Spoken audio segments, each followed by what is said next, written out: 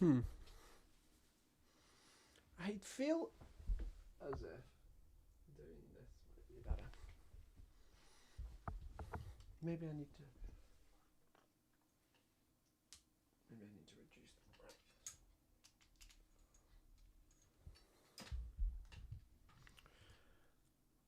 brightness. Hi everyone. I'm just sorting the stream 1 second.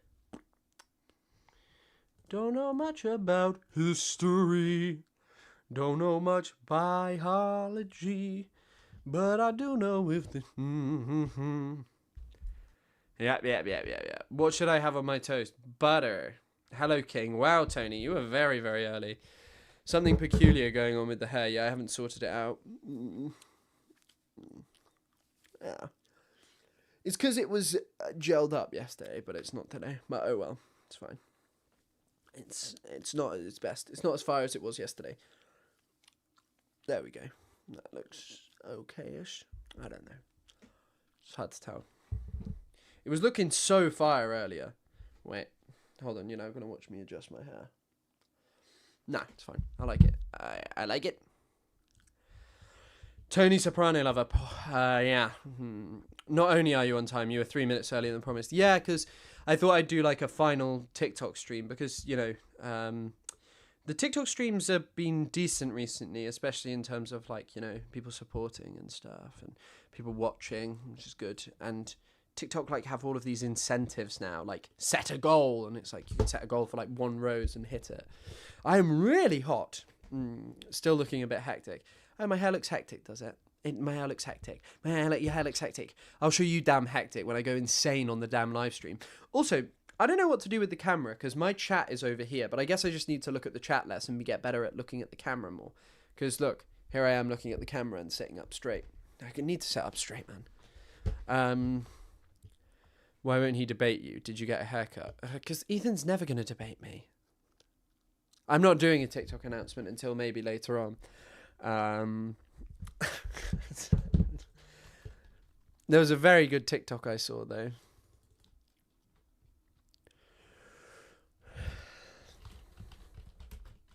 Hold on, let me see if I can find it.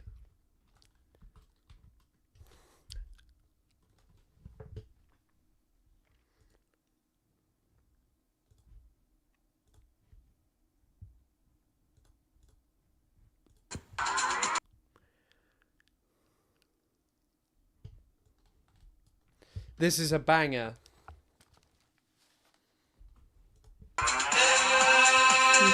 شعب أمريكي والساعات للمجر فعرايات عم يطبط لك كلمات الله نيويورك والزهران نحن رجالك يا زهران يهود نصارى ومسلمين من كل ديرة ومن كل دين ومليون نيويوركيين ما بدهم إلا زهران نحن رجالك يا زهران.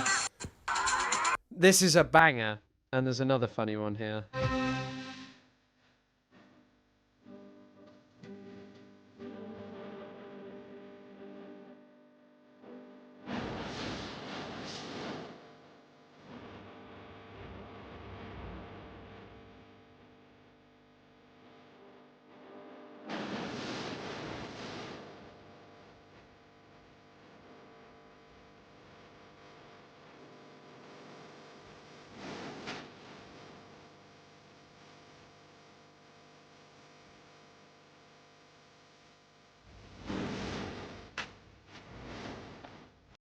Please react to the Eamon Animations TikTok I sent. Oh, is it the... I see quite a few TikToks here. And have you ever purchased anything? I've seen this. This is a quality. Have you ever purchased anything in a cannabis shop? And if so, what did you buy, Mr. Mamdani? I have. I have purchased marijuana at a legal cannabis shop. Okay. Mr. Cuomo? No. Mr. Sleeper? When I was shot 5 times, I've had Crohn's disease. I did use medical. I don't think they should have made him look like this because Curtis Lee was quite funny. I'm sure he's a bad guy for many different reasons, but he's quite funny. Cuomo should be the one looking decrepit. Marijuana, yes. I am black. I am gay. I am disabled. I am a woman. Andrew Cuomo is a creep, slapping fannies and killing grannies. Everybody likes Curtis Lee.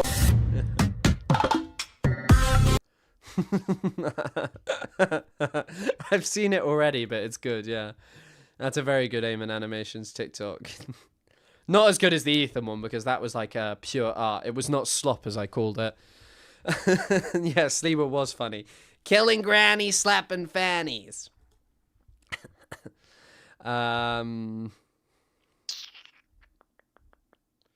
Something else I wanted to react to.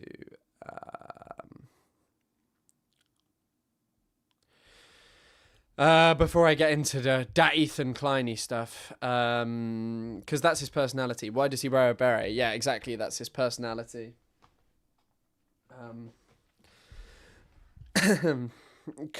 Being animated as a cat. Yes. He missed an opportunity. Ashley, my God, he actually saved you. Hello, He just makes Resident Evil edits otherwise. He made a Resident Evil 4 edit, which I liked all the way back in 2023. That was like whilst I just started uploading TikTok, so I must have loved that when I saw it. And by the way, liking that song is in no way an endorsement of Bashar al-Assad, but I think that song is completely and utterly fire. The Allah Suri al-Bashar. In the same way that I thought he might be a French veteran. No, I don't think that's why Sleewa wears it. They should have shown off Sleewa's Beret 10 line all the way back in 2023, I mean, not 2024. Sleewa, I don't know. Curtis, I thought it was Sleewa. Yeah, it's Curtis Sleewa. He's apparently American. I don't know. He is an interesting guy. Let's look at his personal life on Wikipedia. Let's find out. He is. Wow. You knew that. That was amazing that you got his name. Well, I guess if you know Polish surnames. His father, Chester Sleewa, was a merchant seaman from Chicago who served in the United States Merchant Marine for 46 years. Both of Chester's parents, Anton and Wanda, were immigrant dairy farmers from Limanowa, Poland, with the original surname spelled Sleewa. Sleewa has two sisters, Aletta and Maria. Nice. He went to a Jesuit high school, a Jesuit high school. He went to a Brooklyn prep. He was expelled for student activism. He led protests against the dress code. That's why he doesn't like Mamdani, because Mamdani's making everyone wear the Sharia clothes. I will do like some more Zoran funny reactions, but there's one thing that I wanted to talk about with Hassan. I hope you've all seen this. I didn't see this until yesterday, but it's amazing. So Hassan encountered Olivia Reingold, who we can cover her face, but there she is. She's just below me. Yeah, I know who you are. Oh, okay. I've seen your work on denying the Gaza famine. Oh. How are you doing? Hi. Yeah. You did do that, though. Okay. You did do that, though. Who is that? I don't think that's Nadine Kiswani, but I don't know who that is. Well, anyway, I would love to profile you. For the free press? Leftists should not drink alcohol, by the way. You already have profiled me. You called me the handsome face of terror apologia. Not you. Why did this person zoom in? Whoever's like streaming with him. But your outlet did. Which, by the way, I did not have an issue with at all because they used a handsome photo, so it was cool. Well, anyway, I literally, I put that article on as one of my favorite articles anytime someone asks. I love how familiar you are with the free press. I'm a media demon. Of course I'm familiar with the free press. I do media. Free presser? I do. No, I'm not a free presser. This woman is actually just crazy. Like, I can't imagine getting the chance to interact with someone like this. Actually, although, Adil Cohen, who's far-right extremism, who I think his most successful video is like one of his most successful is just like He quote tweeted a video of mine which had like millions of views and then got removed. I'll show it in a second. I do media criticism as a part of my job, so of course I'm familiar with the free press. What? I just heard a lot of love for the press right there. Yeah, only for that one specific article. But Okay, well anyway. nice to meet you. How you? Jesus Christ! Imagine getting the opportunity to meet Olivia Reingold, a complete and utter demon. Yeah, this guy went to this guy. His name's Adil Cohen. He's an Israeli soldier who I like debunked a couple of times. Yeah, I remember he had more followers than me, like all this time ago, and now chill Israeli guy on a world journey. Like, here's a photo of me. There's an old photo of me. Look at the trim. Jewish people are not indigenous to Palestine. Wow, Chris, as a person whose people colonized the entire earth. Oh, wait. Chris Kunzler is a total embarrassment to the UK. He is oh, you can't see this. Wait. I'm reading the comment. I don't know if I can zoom in on the comment. Yeah, I can. Chris Kunzler is a total... Oh, wait, no, you can't see it. Chris Kunzler is a total embarrassment to the UK. He is basically a pro-Palestinian verging on anti-Semitic stance. I wish he would move somewhere people would appreciate him.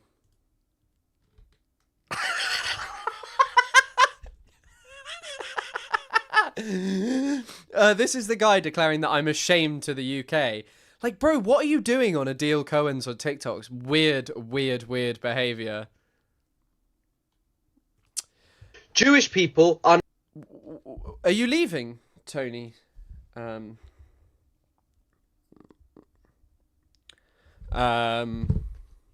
Not indigenous to Palestine. The entire earth, you have quite the confidence to say that, and that's not a good thing. You said it yourself. The term indigenous refers to... It's also so funny when, like, he's saying that, like, I have the audacity to say this kind of stuff when it's like, oh, part of Britain's colonization was the establishment of a Jewish settler colony. And yes, that he is very bolding. The aboriginal people of a certain place, and not specifically where one's heritage comes from. Who are the aboriginal people of Palestine? Who established a sovereign civilization in this land long before the Romans renamed it Palestine in 135 CE? Who's maintained the indigenous language of this land? It's also so funny because I think that this is just the main way to address these kinds of talking points. I think that the main way to address these talking points is to basically just like go, hang on a second, you're like, oh, they maintained this continuous link. So why on earth did they build a European-style Jewish state there? Throughout all these years, who predates all the empires that ruled this land? That's right, the Jewish people. You're saying the reason Jews are not indigenous is because most of us returned from the diaspora in modern times. So what about the Jews who never left this land? Are they also not indigenous? And if you do consider them... I've just got tea on my shorts. Oh well, kind of looks like I peed myself because they're grey. Oh.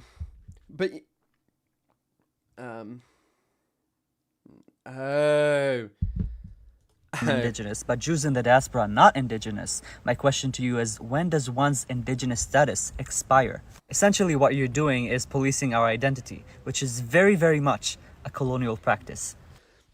A colonial practice, like amazing. But he was at my old university interviewing an old adversary of mine, Molly. This is Molly, who once came up to debate me about Palestine and didn't know anything about it. Relations to the martyrs of Al-Aqsa, full solidarity on this campus to a terrorist attack. Tell me a little bit about your experience as a Jewish student in this campus. Far from easy. In one word, it's been isolating, borderline humiliating, some of the things that people have said to me. There's a real sense of people are out to get us, no matter what we say, no matter... Oh, it's got music over it. Fuck. Shit. It's going to be demonetized. Oh, motherfucker. But yeah, it's just someone who I went to university with claiming that she was targeted unfairly when they were handing out leaflets. But yeah, insane. Ilhan Pape. It's not Ilhan, but yeah. Ilhan Pape was in Bristol last weekend. Nice. Lucky you if you got to see him. He's a nice guy. It's not very far from Exeter. You must be back at the university. But right. Let's have a look at...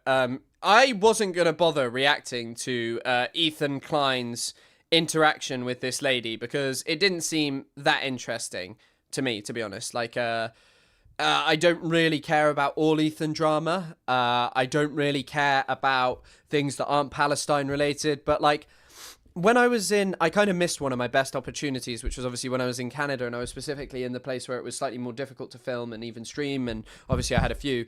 But anyway, I missed out on how he was like kind of like, oh, actually, Chris is a great voice for Palestine, and it's like kind of crazy, you know.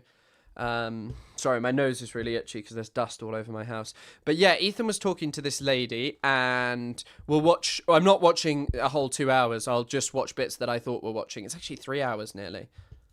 And we can kind of just talk through it, right? And I can express myself, you can express yourself, and we'll see. So she made a video about Ethan, which wasn't that great, and like her knowledge of Palestine is pretty subpar, which is exactly why she was welcomed on Ethan's stream, because, you know, he wouldn't talk to someone like me or Overzealots, who's challenged him, Noah Samson, who he threatened to sue, and, you know, brought up an ex-partner of to claim that they've you know, done these things which he hadn't. But yeah, if there's any understandings brought, I'm gonna try my best to be respectful, and I want to have a productive conversation, right? So that's my goal here, and yeah, totally.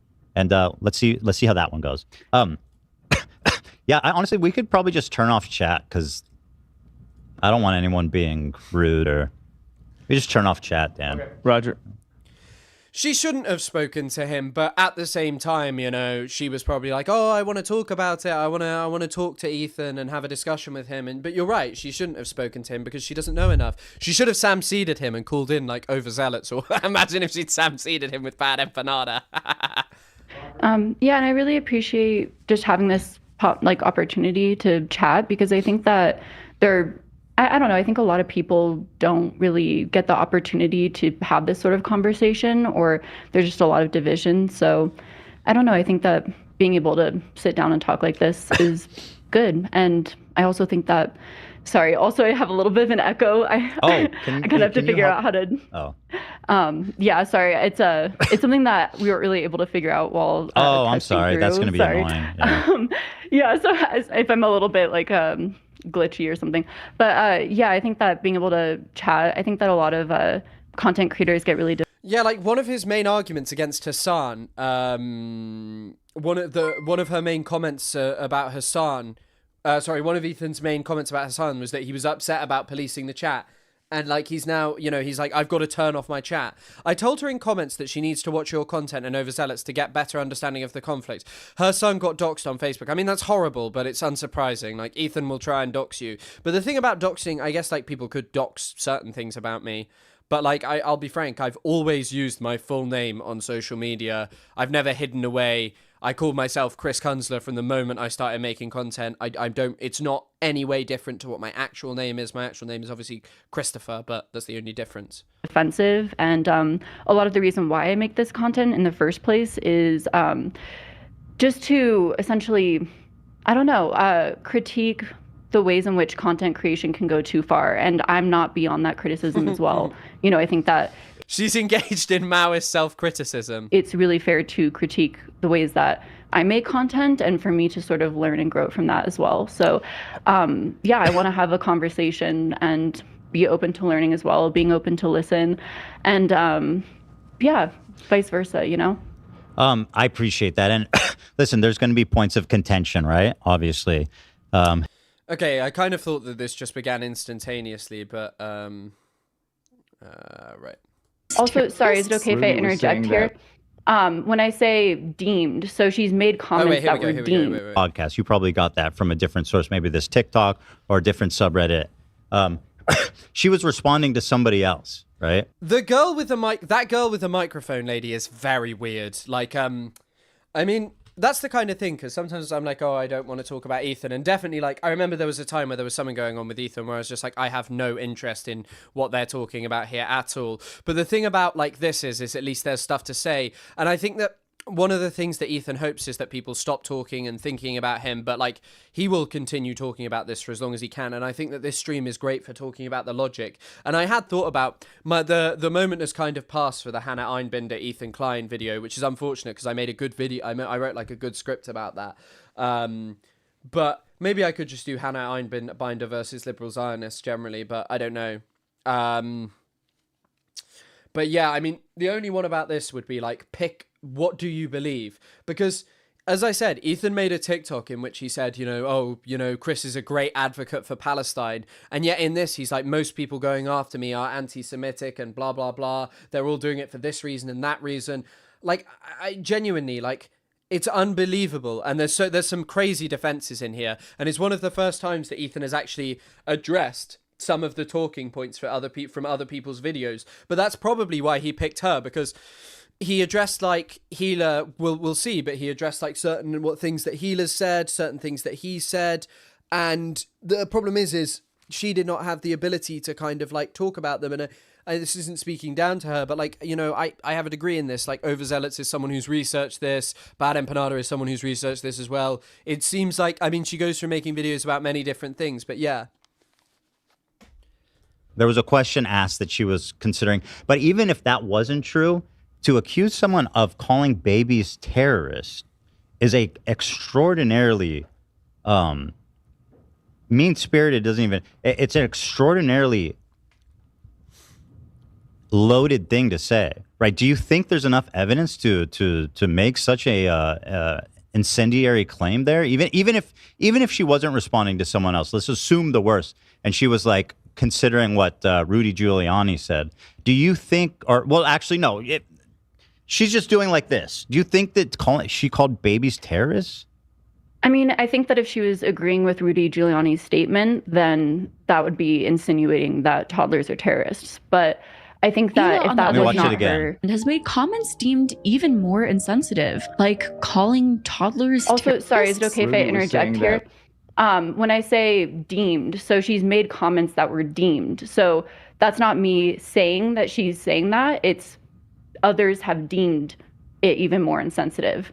Because someone who had like a knowledge or like a decent or like a better understanding of this would probably say, well, like this plays into like serious Zionist propaganda, which does, I'm trying to think of the word, like unchilding, I think might be the term that Nadia Shavorkian-Kaloupian, or I can't remember her name, Shavort-Kaloupian, she's like a Kaloop, I don't know, anyway, that she's spoken about, the unchilding of Palestinians. And I think that this kind of stuff does play into that, and it actually is like much bigger than what you're claiming.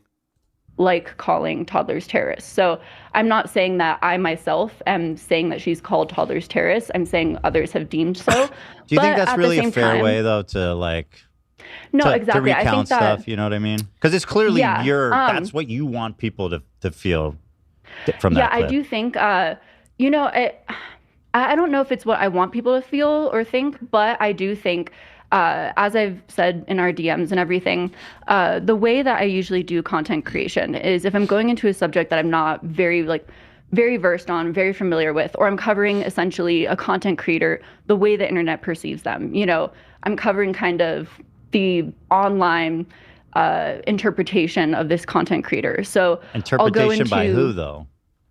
Yeah, exactly. Many different people, But not really in this case. As you can see in the script, I've sourced the H3, your subreddit as well. But I definitely concede. I think that did you ever source our subreddit when? Well, I feel like there was really no attempts, or very few attempts to represent my response or explanation for things. It really, I felt like, was entirely a one-sided account of things. And because there has never been a decent response. There has never ever been a decent response. And yes, that's why he wanted Anthony, because Anthony will have more knowledge of this, because Anthony is someone who's lived in Lebanon, who's learnt more about Palestine and stuff. And it wasn't just a video about Ethan for him, and it's much bigger for him.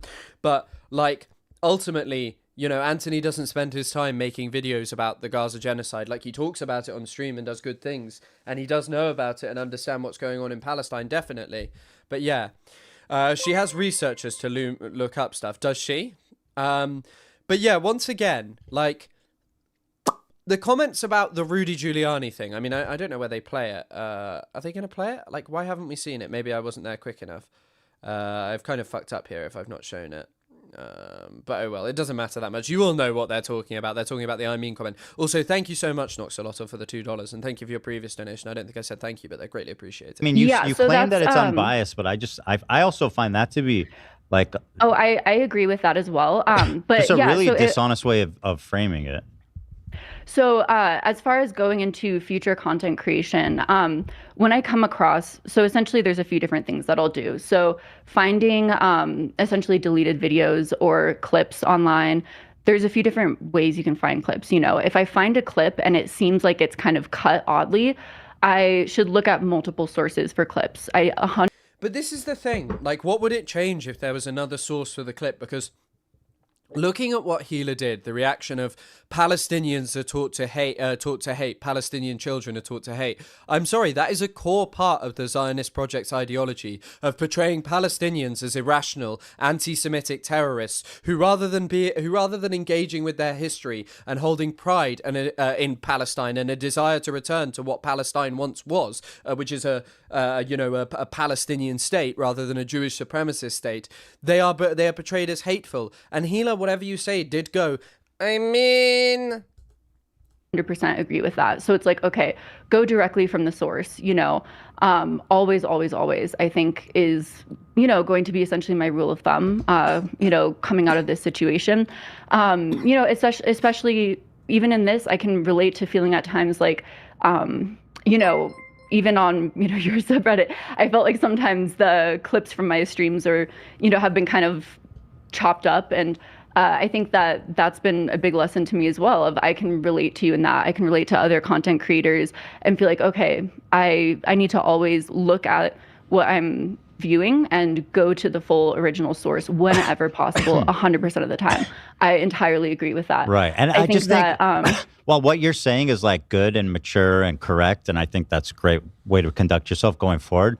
I also think that, like, if you're accusing someone of calling babies terrorists, that like this work should have already been done. That's like an incredible thing to say. But she, and also her point is just of, and you can see someone said earlier that she's not trying to be combative. And you're right, like someone who was being more combative would have pressed the point of what she'd originally made, which is, hey, actually, I just said that this is what people have discussed about Hila. Maybe he would be like, well, why didn't you give the other side? But ultimately, it is a video of Hila saying children are taught to, like hearing children are taught to hate. And she goes, I mean, and by the way, she's actually here this whole exchange. And I don't know why she didn't push back on it. I don't know. She does push back at some point. Good to have you back, Chris. Thank you, Sunflower Dragon. Nice to see you, and thanks for the $5. No, again, I did not accuse someone of calling babies terrorists. I said, you know, let me watch it again. And has made comments deemed even more insensitive, like again, deemed by others. But like I say, you know, I should go to the source originally. And then, you know, moving forward, and then, you know, show on screen the original post of, you know, this is what people have said. You know, make I have it the more link to the clear original. as possible. Let's just saying that Palestinians are taught at 2 years old to kill Americans. That's pretty spicy. Yeah. Do we have that one? Like, come on. That's the thing. Like, you hear Olivia, someone who doesn't have that much knowledge about Palestine, going, Jesus Christ. You hear all the others having strong reactions, and then you hear Hila going, I mean, and like, apparently the context is that this is like not to do with her, that this is the context. By the way, I'm actually just covering both Ethan and her up. This is why I need to sort out my setup. But either way, I don't think any of you were that fussed about Ethan being covered up. Maybe some of you are sad about Cruel World, Happy Mind. But either way, yeah. I think that what I'm saying here is that, like, in fact, watching this clip here makes it worse than what I actually remembered. Like, I don't get in any way why, when other people are like, Jesus Christ, would you be saying, I mean... Her responses are also trauma for context, fawn. Why did you say fawn? And what do you mean, trauma? I know she mentions that her brother drowned or something? Under the other one. I could add it. Ironically, both of his clips are about... in he this said that rally? at the rally. Oh, that's epic. So, I mean... Yeah, okay. Yeah, we gotta watch the Rudy I'm part. just saying, I really think it's important to people. And she doesn't say, like, yeah, that's bad. She goes, we got to watch the Rudy part. I haven't seen it. Like, I don't get it. Ethan shouldn't be allowed to debate women/non-men. I mean, Ethan can debate women. There are many women who would handle themselves very competently. In fact, I think Covey from TikTok, who knows a lot about Palestine, but has obviously had no engagement with Ethan and is someone who is a very talented debater, would actually do very well at talking to someone like Ethan about Palestine in a way that actually might be less combative than I would. And so I don't think we should just say, well, she shouldn't debate women. I think we should say that he shouldn't really go after one person who he realizes he can get to the throat of, because this is someone whose knowledge of Palestine isn't perhaps as strong as others. And like, I'm going to be frank as well, many of my responses to debate topics, because this isn't how academia works. Like, when you're in the academic world, and this is why, although I don't love the debating stuff and see it more as a way to, whilst Palestine is like, because Palestine is hard to talk about right now because of the suppression and because of the fact that the news is literally just Israel kills people in the West Bank. Israel demolishes homes in the West Bank. Israeli settlers attack people in the West Bank. Israeli settlers are starving Gaza. It is the same, and people are paying less attention. I mean, I'm consistently engaging with it, and I'm trying to still make videos and talk about it where I can, and research it and learn more about news and politics and the world. But the problem is that people are increasingly less interested, and so I think maintaining interest in this is a very important topic, because we cannot let the victory of the last 2 years in the increase of understanding and awareness, and it's not just about awareness, it is about, actually, I think awareness is wrong. No, awareness isn't wrong, because it's about like how people fundamentally are actually understanding Palestine in a different way that is less so, you know, like, oh, both sides are bad, but more like Israel is unequivocally bad. And also, by the way, I'll just answer the donations now. Ethan shouldn't be, but oh yeah, thank you for both of those. Sorry, I'd already answered them. But yeah, sorry, just on the topic of debating and like talking about stuff like this, it maintains interest to talk about a more serious topic. That's why I said that I won't talk about like just random stuff that Ethan is doing that's like, you know, if there's like a Teddy Fresh scandal, unless they're putting like Star of Davids on Teddy Fresh, that's not something that I have any interest in talking about. But yes, debate in terms of like the live streams on there. The only thing I do think it helps is to develop and help people to understand some of the more difficult to address talking points of Zionism, and to understand it most importantly as a structure, to understand that whatever these people may say and pull up and go, what about this thing, what about that thing, none of it will ever materially change that Zionism is a racist ideology.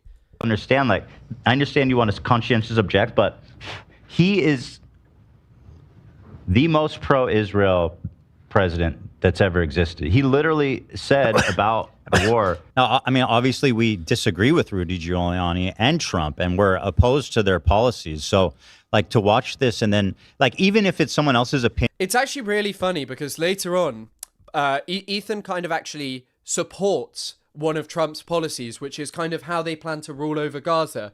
And I think if you want to like hear a really good explanation of this, Adam Tooze had a great podcast recently, Ones and Twos, I can't remember which one, but he was kind of talking about it, and I've spoken about this.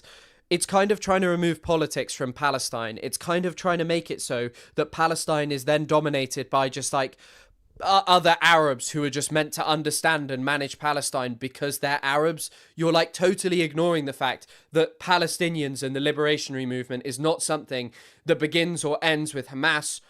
It is something far wider. She shouldn't have put any weight into calling her a Nazi or anti-Semite. She should have just been more confident in calling it as BS. Yes, 100%. And I think that the only thing that remains to be said about Ethan, for me, is kind of like a pick a side Ethan, or we were right Ethan, which I've mentioned before, which is that Ethan has admitted that I'm a good voice for Palestine. He made TikToks for a few weeks when he thought it might help his career, of basically going, well, you know, this thing I said was bad and I see why people might be upset by that. And it's kind of like, this is just what he's actually like, where he just goes straight back to not being a Zionist. The super annoying thing is that Ethan constantly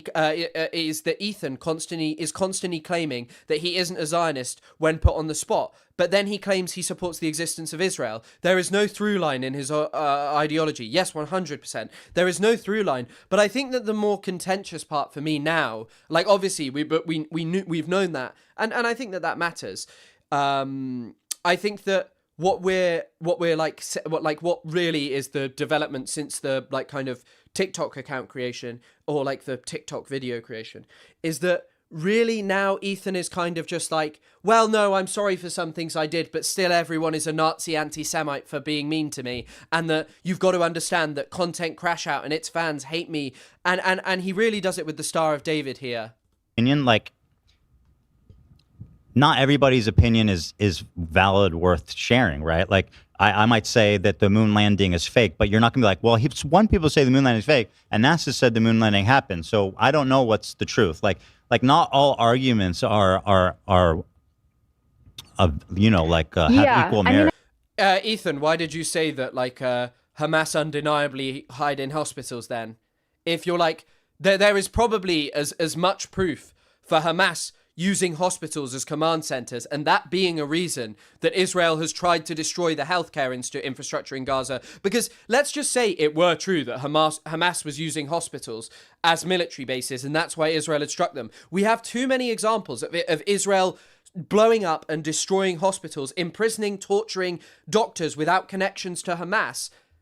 Why would those things be happening? Because, I'm sorry, what that actually shows is a systemic pattern and a desire which fits with what the assault on Gaza is, which is a genocide to exterminate Palestinian social life. And you're right, that's exactly why he's constantly contradicting himself, to have a mass appeal. And then when confronted to those contradictions, he just had a complete and utter mental breakdown.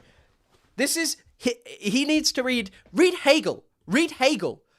Because this guy is sat here like, he's believing in the Kaiser's Hegel from Fallout New Vegas, where the Kaiser is like, you have synthesis and you have synthesis, antithesis, and then you work through them to reach, he describes dialectics incorrectly. What it would actually be, and what Hegel actually believed, was that you should work through every contradiction to reach the final point of your ideology. And I think that there's actually merit to talking about that. But I know I'm making a joke here. But in the context of Palestine, I think that working through the contradictions of what Zionism means and where it ends up is the most important thing. And if you genuinely believe that you're interested in democracy, human rights, and any of these stuff, and you go through all of the contradictions, where you end up is an inability to support a racist, supremacist ideology. Because to me, I think that this is something that bears mentioning. And by the way, Blowback Season 6. I was listening to Blowback with my girlfriend, but I kept falling asleep in the car. So she's heard a lot of Blowback.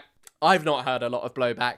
But either way, I've just been listening to it again. Like, when he had Lonerbox on, and Lonerbox was like, the PLO were not peaceful, and South Africa was really peaceful. What dismantled the apartheid regime in South Africa was Cuban militarism. Cuban militarism and interventionism in Africa to break the back of the white supremacist regime supported by countries like Israel, America, and these countries. And still you have videos of this guy valorizing these people.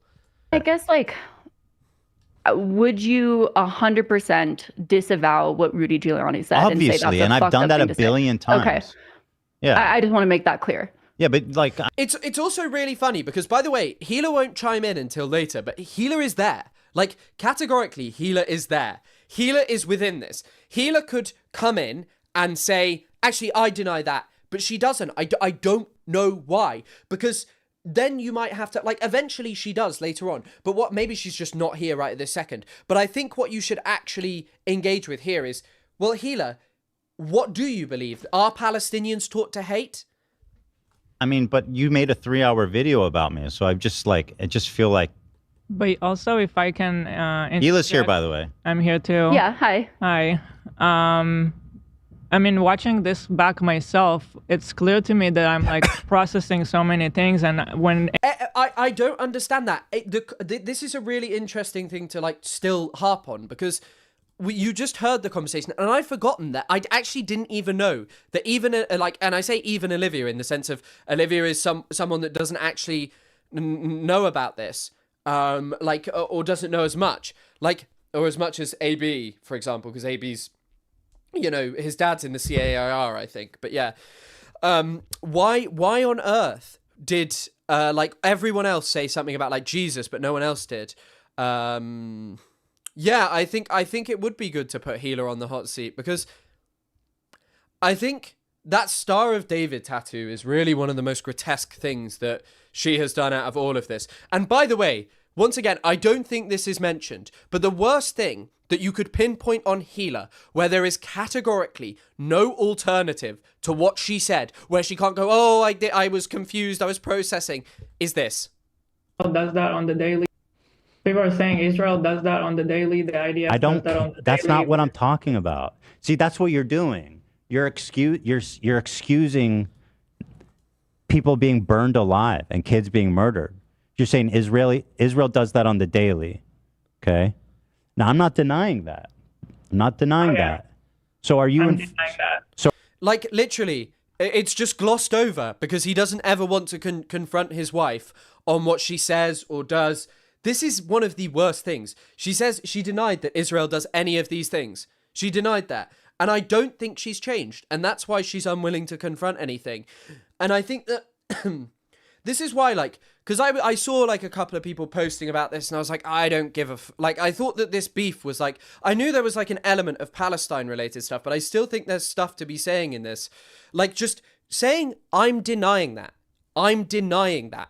I'm sorry, like, a mass slaughter perpetrated by Israel of Palestinians is not something new. Ethan regularly likes to point out that in 2021, during Israel's aggression on Gaza then, that he was condemning it.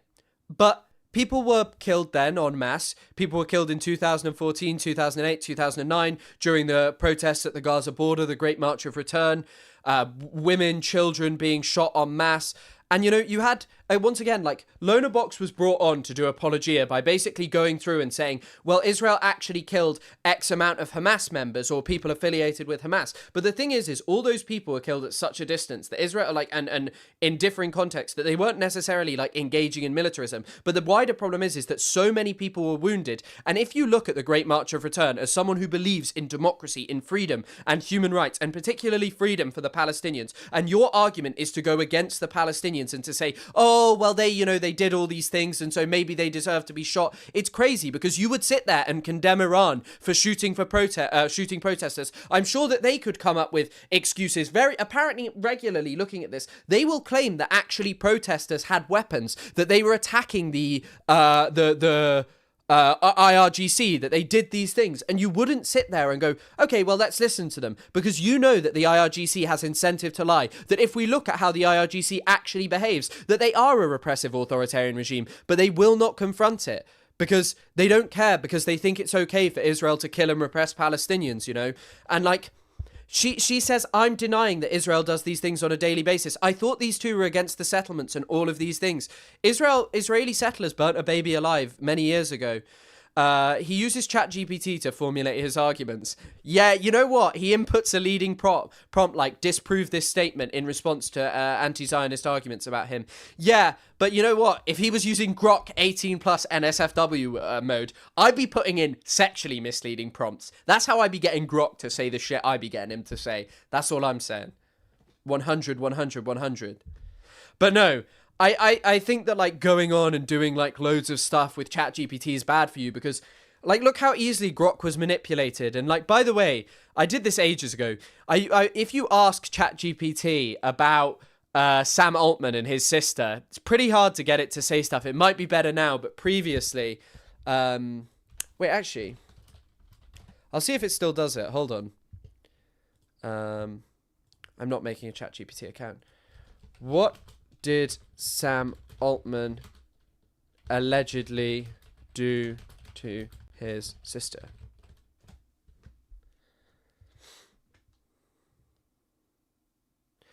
Okay, so it does. Wait. Yeah, so if you put it in like that, it will come out with it. Now, let's try it again. Sam Altman's sister. Al. Against him.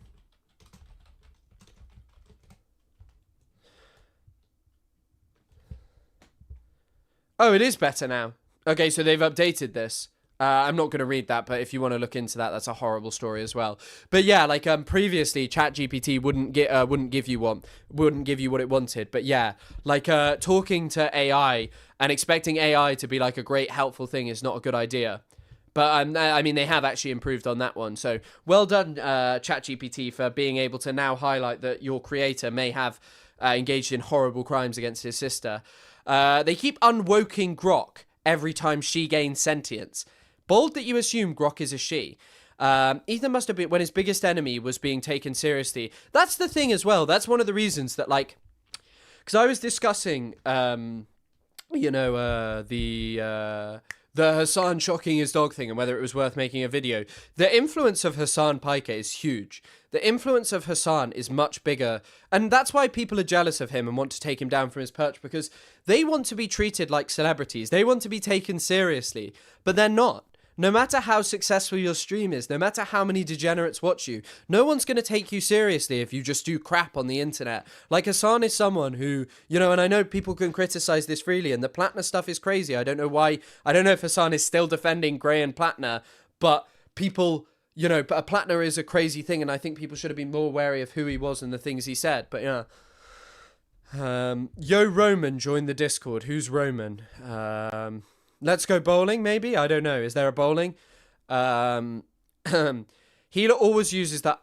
I'm Israeli. I'm Israeli. I know way more. Yeah. Destiny thinks he should be in Hassan's place. They all think that they should be in Hassan's place. They all think that they should be taken seriously. And any of them who are brought over to, like, see Trump are brought, or Netanyahu, and any of these people are brought over for one reason, which is as, like, a prop to appeal to their audience. Whereas, like, you know, like, I think with Mamdani, anyone who's watching Hassan anyway is probably going to vote for him. And he's, like, brought over because people actually take him seriously because he influences people politically. Whereas I think people who are watching Asmongold and stuff are already influenced politically and just go further down the hole. AB says that. I was kind of shocked too because I haven't seen the clip, and that's what I say. I'm like, I haven't even seen that. I don't know. And then says something, and it's just me processing everything. And plus, I never actually said anything. And so, like, it just seems like the way you present it, you didn't even doubt it, is how I interpret your statement. You say, Ela has made comments. You also say it in plural. Like, there's many comments that deemed blah, blah, blah, blah, blah. So, by the way, the only people making that claim is just snark. Like, but what are the comments? I actually didn't say anything. And that is your example that you show. You show me not saying anything. But these kind of talking points always come out of snark. Like, we'll end an episode and then we'll see something like this and be like, what? Like, that was like wholesale invented, right? And also, just another comment. It's not wholesale invented, though. I thought you recognized, and this is the other thing. Like, you guys mentioned the contradictions and all of this stuff. You mentioned the contradictions and all of this stuff, but, like, a few weeks ago, Ethan was saying that he understands why people are incensed and upset, and now it's just snark. Like, he was literally apologizing over on TikTok. It's really, really ridiculous. And I mean, yeah, like, I know Content Crash Out is actually, Ethan has a very long... there's a video of that opinionated girl telling us how she hates Miss Rachel because, and Mamdani...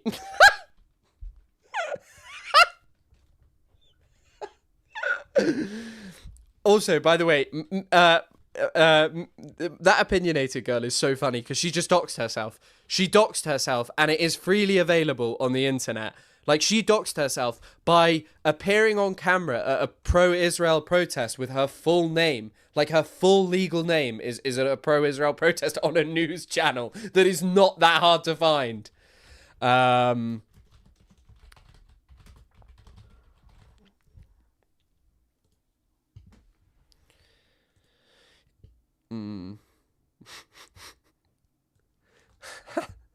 He's got a funny bio. Boycott H3 podcast and Teddy Fresh. Critiques of Ethan Klein and H3 podcast. Exposing hypocrisy and harassment. Ex-fan, I am not H3. Public interest. Do you disavow Content Crash Out? Last time on Content Crash Out. Thanks to Content Crash Out, the most deranged... Oh my god. This page is the most insane. Do you work with this person, Content Crash Out? No. We'll save this for later. The robot is, we're going to come to the point where the robots are doing the thinking for us, and then our brains will turn to mush. They already are. Hello, Content Thanks Crash to Out. Content Crash Out, you're apparently one of the most anti-Semitic people in the entire world, and he did not like this photo, but the reason I came over for was this specifically. Guys, there's a video here that I want you all to see. But if you're in one state, all the... I saw that earlier, and that reaction was so delayed. Hassan Harbi reposted, Hassan? Question mark. What's going to happen is, like, everybody is trying to bring as many people there as possible. And like by the time there frankly are a lot of Palestinians, right, in the area. And once the Palestinians outnumber the Jews, basically anything is fair game for the Jews. Anything. This is literally the basic premise of Zionism. It is premised on moving Jewish people over to Palestine. There are no two ways about it. The Zionist project is premised on bringing Jewish people, and it was done slowly with the help of the British, who gave them the parastate institutions, I think is the term, like the things that you basically needed, the building blocks for a state. Like Herbert Samuel, the first governor, first High Commissioner of Palestine, was an open, avowed Zionist. He was someone who literally was pro-Israel and wanted to build a Jewish state there. And so they imported huge numbers of Jewish people over to build the prerequisites of a Jewish state.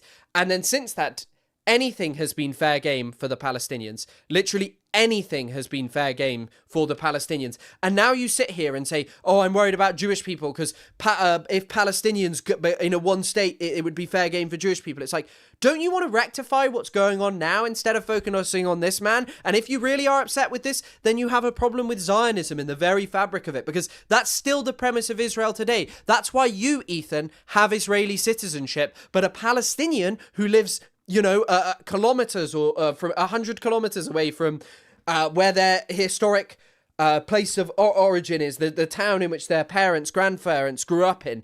They're literally gone from it. And like, by the way, the demographic shifts of Palestine. What do you think the Nakba was? He actually once said, oh, what happened one day before the Nakba, if you remember and you recall that. The Nakba was, what the Nakba was how were you, and this is why it's so important to realize, how would you ever build a Jewish state when you were not the majority? Look at the demographic shift that basically was what the Nakba was about. Like, genuinely, look what happened. You know what happened one day before the Nakba? I said, remember that clip, and it came up next. I don't know if people don't really talk about this. One day before the Nakba. People don't know. What happened one day before the Nakba? Palestinians were living at home. What? Palestinians were living at home.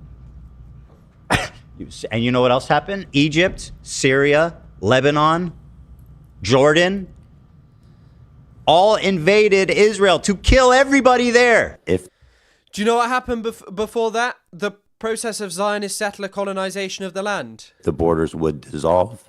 If the borders would come down, there would be a massive genocide against Jews. 900,000 Jews, approximately 700 to 900,000, were forced to become Zionists, not by choice, but because they were forced out. The vast majority went to fucking Arabs.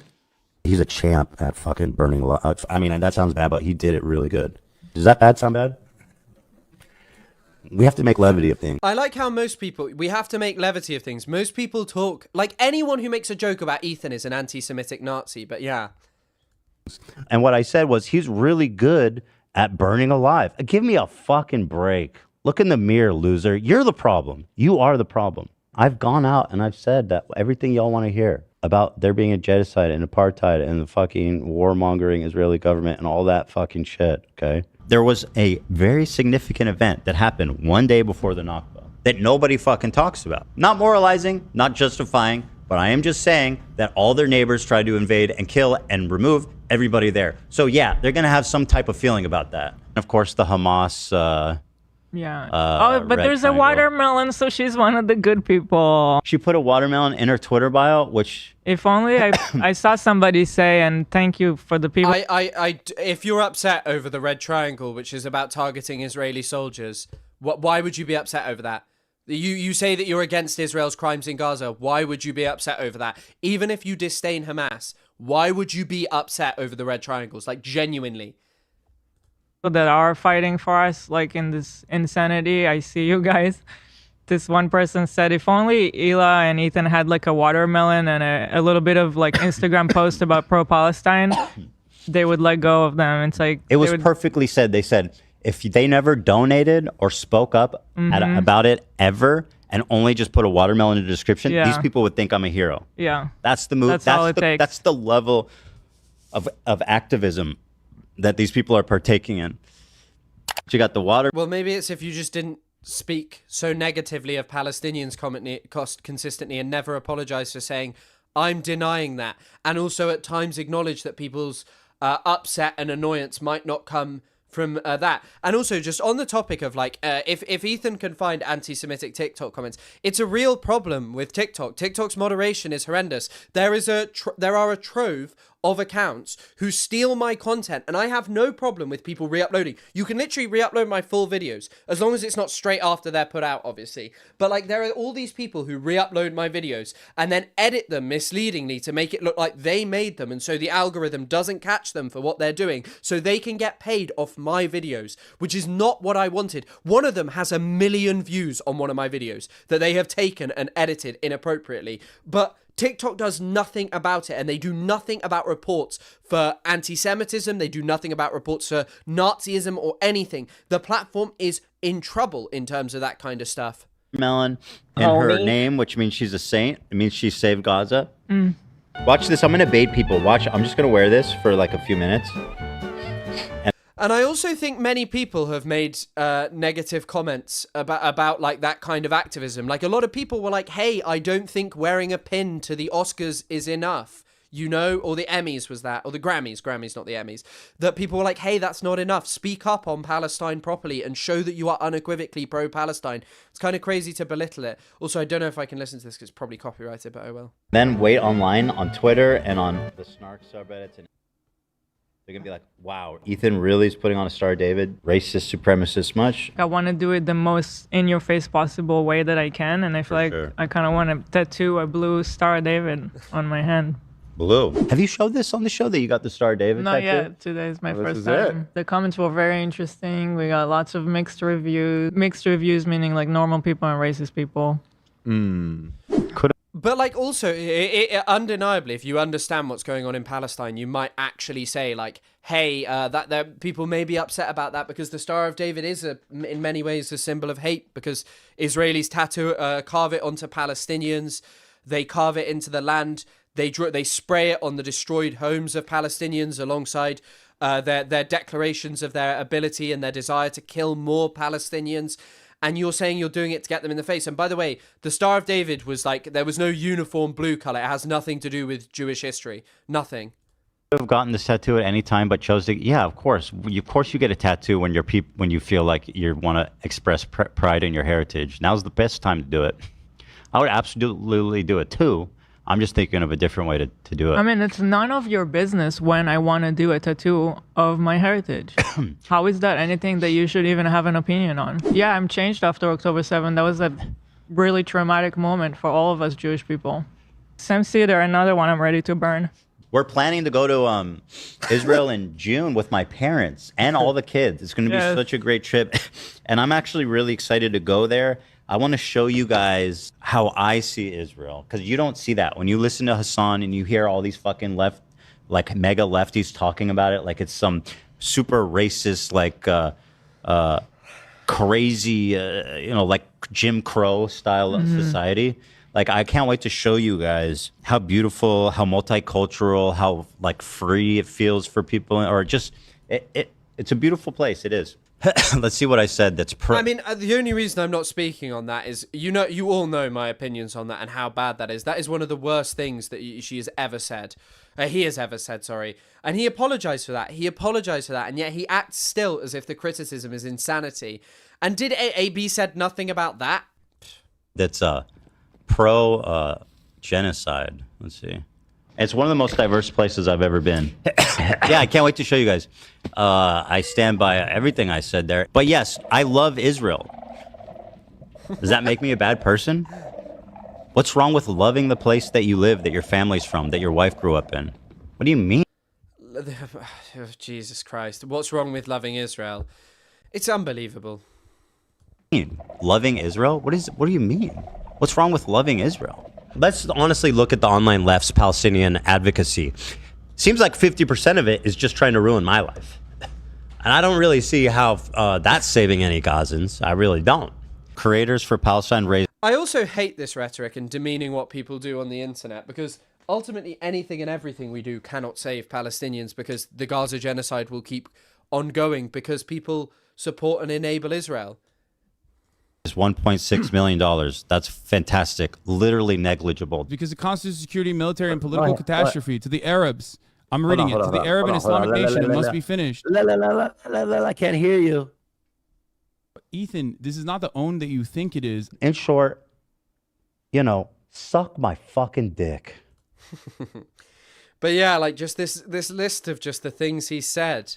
On this one is that AB, I don't know if you know, he's Muslim, and he wouldn't just sit here and like sit passively by if Hila was calling babies terrorists, right? Like that's also kind of an insult to him. Yeah, the thing is, sorry to get. I really apologize. It feels like ganging up. I didn't want to chime in because I don't want to seem like we're ganging up. But I will just say on this point that these people who you're sourcing, they don't care about the truth. They're just trying to find any little clip they could misrepresent for their narrative. And again, it is. They don't care that I'm Muslim, I'm Arab, I brought it up. But I don't care about any of these things either. I have no care about them. I care about the fact that your boss continually spreads Zionist propaganda, like genuinely over and over again. I would not just sit here like an idiot if Hila was like, oh, your people are killing people at 2 years old. And I'm just like, yeah, okay. It wouldn't happen. Yeah. I mean, I guess to speak on what I have seen online, which... Again, I experienced this as well, and of not speaking up enough, not saying what's happening is a genocide. And I think that that's essentially a sentiment of you need to speak up more. Sorry, I bumped my mic.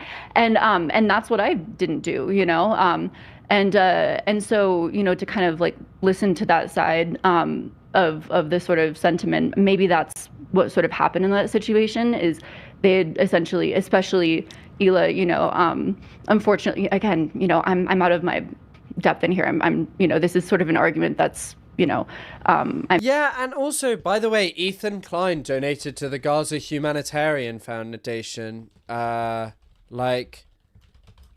mean, that is one of the most shocking things that he's done.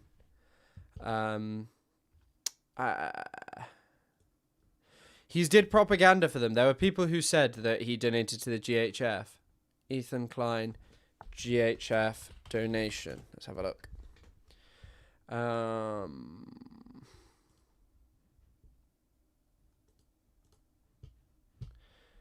Oh my god, yeah, he actually like positively spoke about donating money to the Gaza Humanitarian Foundation. This is because I donated This is because I donated $2,000 to a fund to feed Gazans. Ethan is responsible for many Palestinian children getting slaughtered when he promoted the Gaza Humanitarian Foundation. Hamas had less blood on their hands than this motherfucker. Yes, more people were killed at the Gaza Humanitarian Foundation sites than were killed on October the 7th. More people who were lined up starving. No soldiers. People lined up starving who wanted food. They were murdered in cold blood by Israel. And they still had to go. Israel and its allies. And they still had to go there because it was the only option. It's crazy. He also reposted a Gaza Humanitarian Foundation account multiple times to dunk on Hassan.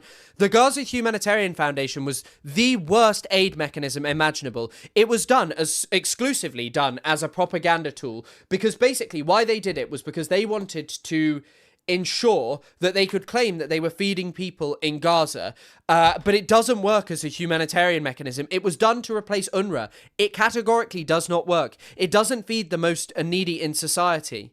I'm making for, a situation I don't understand. So excuse my ignorance. I don't know what I'm fully talking about here. But, what I can maybe say to that is, with your background, I think maybe people are wanting you to sort of disavow those sort of statements more. Maybe he is just confused, but multiple times he used the Gaza Humanitarian Foundation as a means to dunk on Hassan Piker and amplified the narratives that they spread about Palestine. I am sorry, if you are someone who is actively engaged, who is challenging Zionist propaganda and all these things and cares about Palestine, you would be tuned in because it was impossible not to see what there was going on at the Gaza genocide. And one of the key figures, by the way, I think her name is Orbis Atlantic Council. Wait, I'll be able to find her.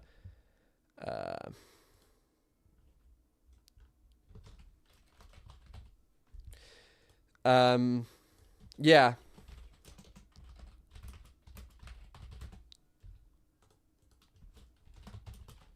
Hold on.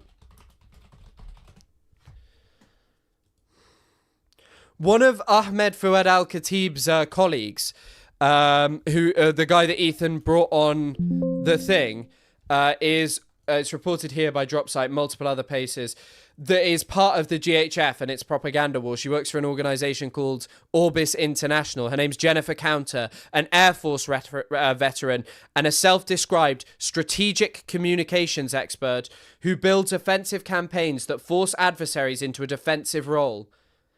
She was a long-time vice president at Orbis Operations, the intelligence contractor that worked with Israeli authorities. But yeah, I mean, that's who Ethan was bringing on his stream and advocating for. Sorry, I want to close that. That's what happened in that situation. And because you said, I mean... Not her directly, but Ahmed Fouad Al-Khatib, someone who he legitimized. Do you know that I haven't? Do you know that I haven't disavowed? I think that, again, with Rudy's statement, maybe they were just expecting like a sort of like, that is fucked up. How dare he say that? Like, you know, kind of thing. Were you watching? Did you watch the whole podcast? Because I don't even know. I thought she was confused and it had nothing to do with the whole podcast. I would love to see a clip. I would love to see you say that. I don't remember what happened the rest of the podcast, but I've disavowed what's happening in Gaza many times. Yes, I know. And I showed those clips in my... But specifically, do you disavow the idea that Palestinians are taught to hate? Because that is what matters to disavow. Yeah, I don't care about children. I care about the idea that Palestinians are all taught to hate Israelis. Because it's not true. Because why Palestinians dislike Israelis is because of Israelis' hate towards Palestinians. It is Israelis who are actually taught to hate Palestinians. Because however you view it, even through the two-state solution lens, when you are people who have got your self-determination and you continually elect governments and politicians which overwhelmingly don't support Palestine, the most liberal Israeli politician, Yitzhak Rabin, said almost instantaneously that what he wanted Palestinians to have was less than a state. Section. Oh, so she did. So what was the problem, I guess, with me? What are the many comments that I've made? Yeah, so again, I was attempting to say these are people's issues with, you know, your statements that have been shown online. You said Hila has made comments in plural that have deemed, and then you finished the sentence. So what are the comments that I've... They're so dishonest. Well, I mean, everyone in this situation is dishonest. Every Zionist is. It's premised on lies. Made. Mm-hmm. Yeah, I mean, I can go online. I think the main ones that I remember seeing, the main ones that I remember seeing is that and the raid. That was not a comment. She didn't say anything, to be clear. clear. What did I say there? If that's the main one, I mean, that's kind of that's like a really, like, I don't know if you're understanding the gravity of like how much of a fucked up, excuse my poor language, fucked up thing that is to say about somebody. You call babies terrorists, right? Like that is an incredibly incendiary thing. That's. But you also justified bombing hospitals, Ethan. Like, undeniably, you did these things. It's not something to say about someone who like just did this with their head. But also, you started by having no strong reaction to Rudy Giuliani is a problem. Saying to me right now how much you don't know anything about this. Do you know that I'm Israeli and I grew up there and I have family there? Mm-hmm. Yeah. Okay. Are you assuming that I don't know anything about anything? Because like, it just seems like you're just making assumptions about... Many white South Africans grew up in apartheid South Africa. I would not listen to their opinions about their apartheid regime unless they were someone challenging it, unless they were someone who openly disagreed with apartheid on the basis of what it was and said, well, actually, you know what? We have no right to dominate these people because we came over as foreign settlers. There's a really funny bit where Hila talks about her art, and it's like, I'm blue. I think you're just making the worst assumption about me without knowing me, without hearing what I've said. You're putting words in my mouth. I didn't say anything. That is what's happening. There's being words being put in her mouth. I mean, because that like literally. Sorry to cut you off. I really don't want to feel like ganging up. I want to give you all the space. Excuse us for if it gets like emotional and defensive. Yeah, no, I mean, again, I feel like at times what's essentially happening is I'm being sort of roped in with, this sort of snark drama. Those aren't always my opinions. I think what might have become botched in the coverage is I'm attempting to describe what's happened online or what's transpired online. So I'm not, I can see how. Okay, right. Hold on. I think I want to skip now to another part where he just talks about this for ages. Here it is. Seem more and more erratic. His statements harsher, bizarre, and more extreme. Hassan Piker has lost all of his marbles. The mullet rolls are gone, people. He was particularly upset over that. But like, I mean, right, let's get to one of the bits I wanted to talk about. 2 hours, 29. Children not being seen online. I also think that, you know, until children are of age, they just, you know, don't have the... Your immediate reaction was he's not paying his crew extra. Wait, I got the wrong bit. Yeah,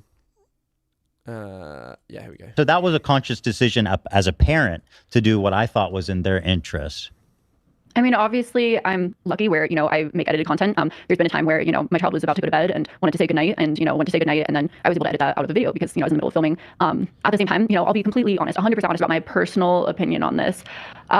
You know, because I make commentary on a lot of family channels and I've seen a lot of fucked up shit where people use their children for, you know, people, you know, there's a lot of creepy people on the internet, you know, anyone can see your children, you know, so that's one aspect of why I care a lot about, you know, children not being seen online. I also think that, you know, until children are of age, they just, you know, don't have the cognizant ability to really consent to what's being shown or produced to them. Anyone, you know, can take a clip of that and, you know, as happened said. Sorry, what? Sorry to cut you off. Do you work with this person, Content Crash Out? No. Here we go. Because you use this clip from their page. Hassan Piker has lost all of his marbles. The mullet rolls. It's really hard. It's really hard not to see this for what it is, which is a very, very, very, very funny clip. So it was zoomed in before. Okay. And you actually, I saw you left a comment saying that this person was a good, reputable source. Have you seen their content? Do you know how deranged and anti-Semitic and obsessive and concerning it is?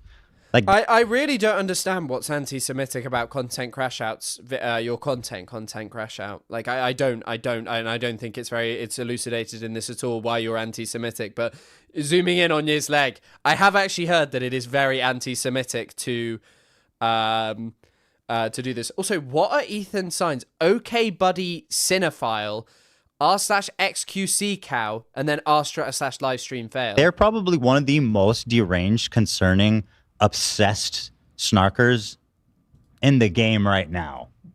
And you co-signing that is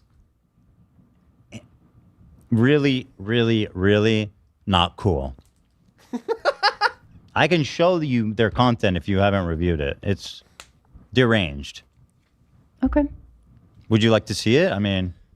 Yeah, sure. I mean, because you know, to be honest, me making a general statement right now about another person's page, I just can't really... By the way, here's the... So this is the video Hassan you used. Piker has lost all... If you go to the comments, you'll see he's so far gone. He didn't for some reason. He's starting to look like Nosferatu. I don't understand why he ignored that one. Yikes, what's happening? Did he dye his hair? Yeah, obviously that was for a bit. I have a very obvious drug addiction, right? I watched this man for 5 years, and John Mulvaney fan, who, by the way, was, I think, an alcoholic, or I don't know what, he had a drug addiction. But if you look through this, the obvious insinuation is that I'm on drugs. So to include this clip, again, is a... Does the video even say that? Does the video even make the claim that that he's on drugs? I mean, people draw their own conclusions about what they want. I've always maintained over and over again that Ethan has Tourette's and that the stress is Hassan more concerning. Piker has lost all of his marbles. The mullet rolls are gone, people. Hard hitting, man. Hard hitting calls. Questioning his mental capacity. These photos are crazy. That one is crazy. He looks awful in that. Okay, done, saved. You like the marbles, or you? Yeah. You do, I don't like the marbles. Hassan Piker has fully gone he has full-on dementia. He has full-on He has full-on late-stage Parkinson's.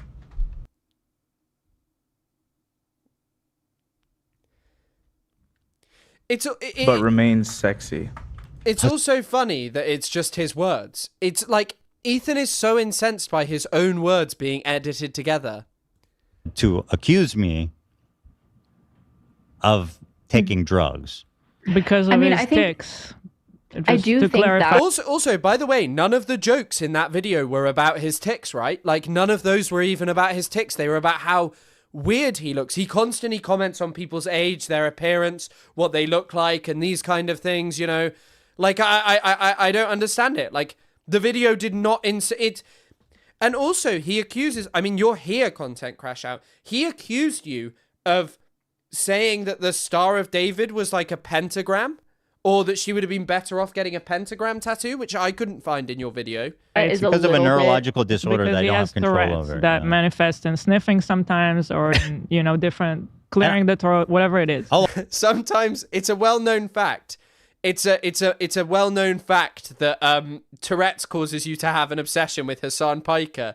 Hassan Piker has been like the worst thing to ever happen to the Tourette's community. Also say before this snarking phenomenon, I went my whole life with people being super understanding and caring and like never weaponizing that or making me feel other for that until I met these snarkers who now have used it, including... Wasn't Asmongold one of the people who made the craziest comments about it? They said that rubbing his leg was a tick, and I zoomed in to show a tick. I was just zooming in on the tattoo because it's weird. I mean, fair enough.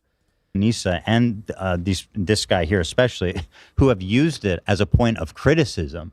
My neurological disorder I was born with that I can't control, that has been a huge obstacle in my life, sitting in front of a camera with this, is participating in the weaponization of a truly debilitating neurological disorder I've got, right? And I have never been the victim of this. I would never even, imagine of accusing someone of being ableist when it comes to me. But it is also kind of crazy because he's never ever said anything about like suing Caseytron, and isn't Caseytron's father disabled and she does not have the kind of money that he has, but let's focus on this. Truly are participating in an ableist harassment campaign that presupposes that my uncontrollable neurological disorder, Tourette's, is the result of drug abuse. I mean, first I want to say I'm really sorry about that, that, people have been weaponizing that and that you feel that way. But you weaponized it.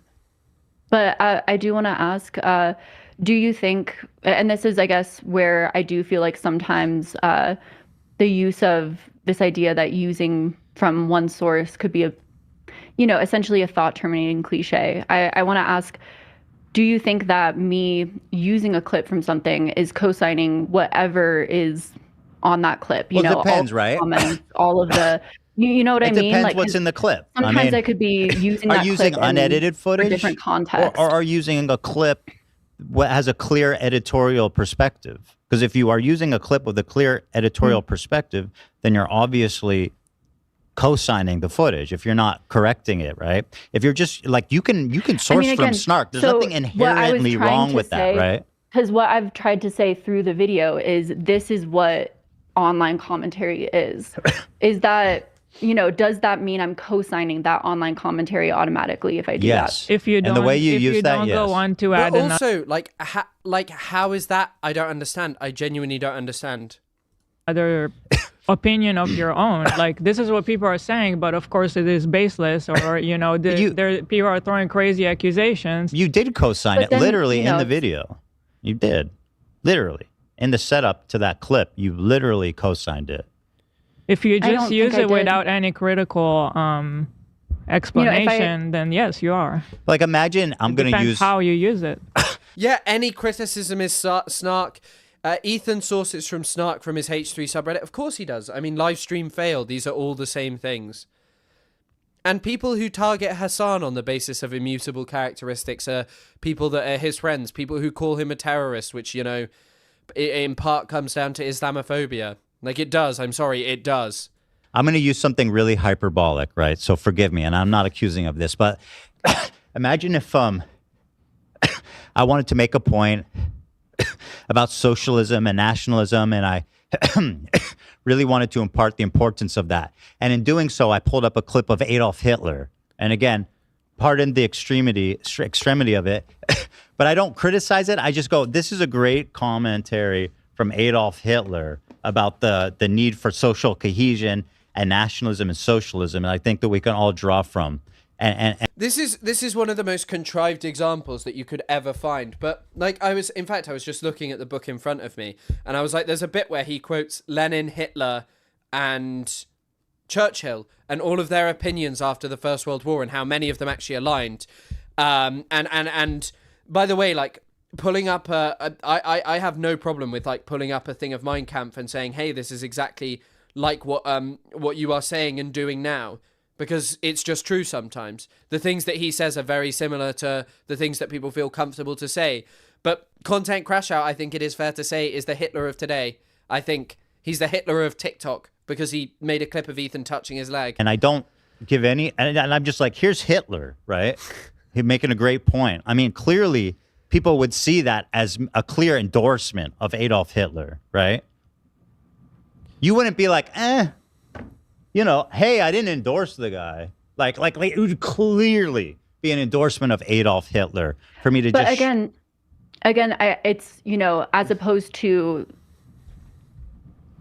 I can't use that same example, but I'm trying to think of a similar example to use because but you know, if it's someone has said this, here's a clip of this being said, or people became concerned of this behavior, this type of behavior, here's a clip of this. You know what I mean? It's not the same as kind of the example that you just said. But you never inserted, you never insert another opinion or an opposing. And also, like, every time you bring, I guess if you're like analyzing what Hitler is saying, but you're talking about a very different thing of like, if you wanted to bring up Hitler, Adolf Hitler is obviously Adolf Hitler. Opinion. You are tweaking with hate, man.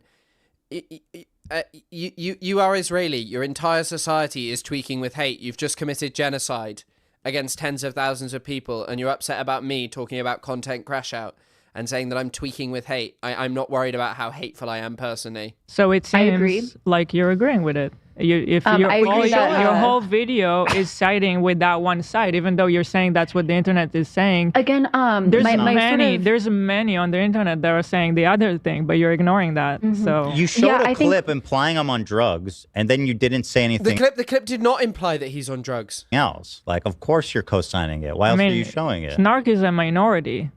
Our audience does not think that Ethan is on drugs. I mean, nobody of sane mind thinks I'm on drugs. I think you're on drugs either, but again, don't you the point of the video. This is just really interesting. Like, just picking this. Ethan's allies are literal neo-Nazis.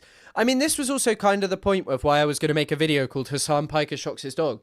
Because it's just part of the Hassan Abi outrage industrial complex. It is part of this thing of people who are happy to not say anything about Tectone, who uplift Tectone. When Tectone has so many serious allegations against him, they are happy to, like, you know, kind of work hand in glove with Destiny and use Destiny orbiters as sources and uplift these people. Like, that Yeet account, right, is very much big on Destiny. And he called me... Did he call me the F slur? I don't remember, but maybe he did, but I can't accuse him of that because I don't remember now. You're conveying to your audience that I am. Maybe. Oh, no, he called me a twink, didn't he? I think. Drugs. The point of the video is to show the sort of, essentially, your reaction. Yeah, I shouldn't have searched British twink yeet on Twitter. That was a bad idea. The online reaction. I think where I went wrong. And also, by the way, I actually think, like, when I was looking at Content Crash Out's account earlier, because I was looking through, I think, if anything, his videos kind of prove that it's not in the minority, that maybe on YouTube Ethan's able to retain an audience, but, like, look at every other social media platform and their reaction. This video of Vanilla Mace. You know who hit me up today on Instagram? Teddy Fresh. They said, hey, we'd love to send you some stuff. How about... This video has 1.5 million likes and 8.2 million views. 8.7 million views. Sorry, I've underplayed it there. I don't think people are actually, like, loving this. Are loving you, and that Snark is the majority, the minority. I think that maybe people who like obsessively hate you just on the basis of who you are, Ethan Klein, yes, are in the minority, but people who feel uncomfortable and upset about the things that you have said are a majority, and many of your own fans kind of point to that. Like, of course you have retained fans and you've gained new ones from hateful people, but yeah. I think that I could have dove further You said into initially that. you didn't even know why the clip was there. I think I could have dove further into that, some of the legal, aspects that are going on currently, kind of showing your response, their response, things that are happening. I brushed over that as well, kind of saying that, kind of the very start of that and not further going into that. So I think I should have, gone further into that as well. Essentially, my intention was this is what's happening online, But you know what's but I happening in agree. our I should have, community. exactly. What's happening in your community? Showing that would have been an even better idea because it's genuinely insanity. I should have, Okay. I also agree with that too, especially for that particular section. I do think that there are a lot of times when I include H3 Productions or /H3 Productions posts, but to essentially show same thing when I show opinion pieces, I should try to show, especially with something so contentious and divisive as this topic, I should show two sides. But again, also with that idea of there's no way to be unbiased. If I feel like can I put myself in this rabbit hole where I'm just endlessly trying to be unbiased and I unfortunately have not got to the bit where she says that calling her the Raider of Ramallah is anti-Semitic, because it's not. It is not anti-Semitic. putting up just you can sort of pinhole yourself into where you're trying to provide every single side. Yeah, and, but you didn't even come close. know what I That's mean? not a problem that you're close to brushing on. Your words don't match the action. It doesn't. Okay, I'm going to skip forward a bit because they're just talking about stuff that I do not care about. You're saying you're endlessly trying to be unbiased, and you haven't Incredible. Just incredible, guys. It really is. Just so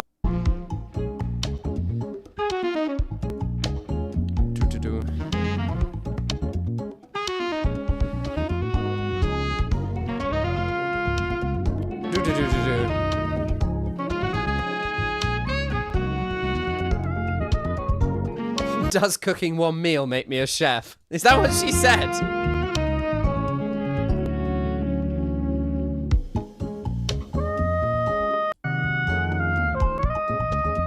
And you're very well illuminated now. Probably very shiny because I'm sweating and oily. Here's what you crunchy. I can't eat this. Okay. One thing I wanted to ask you about again, about this specific account, content crash out. You said, "I appreciate you." As you Sorry.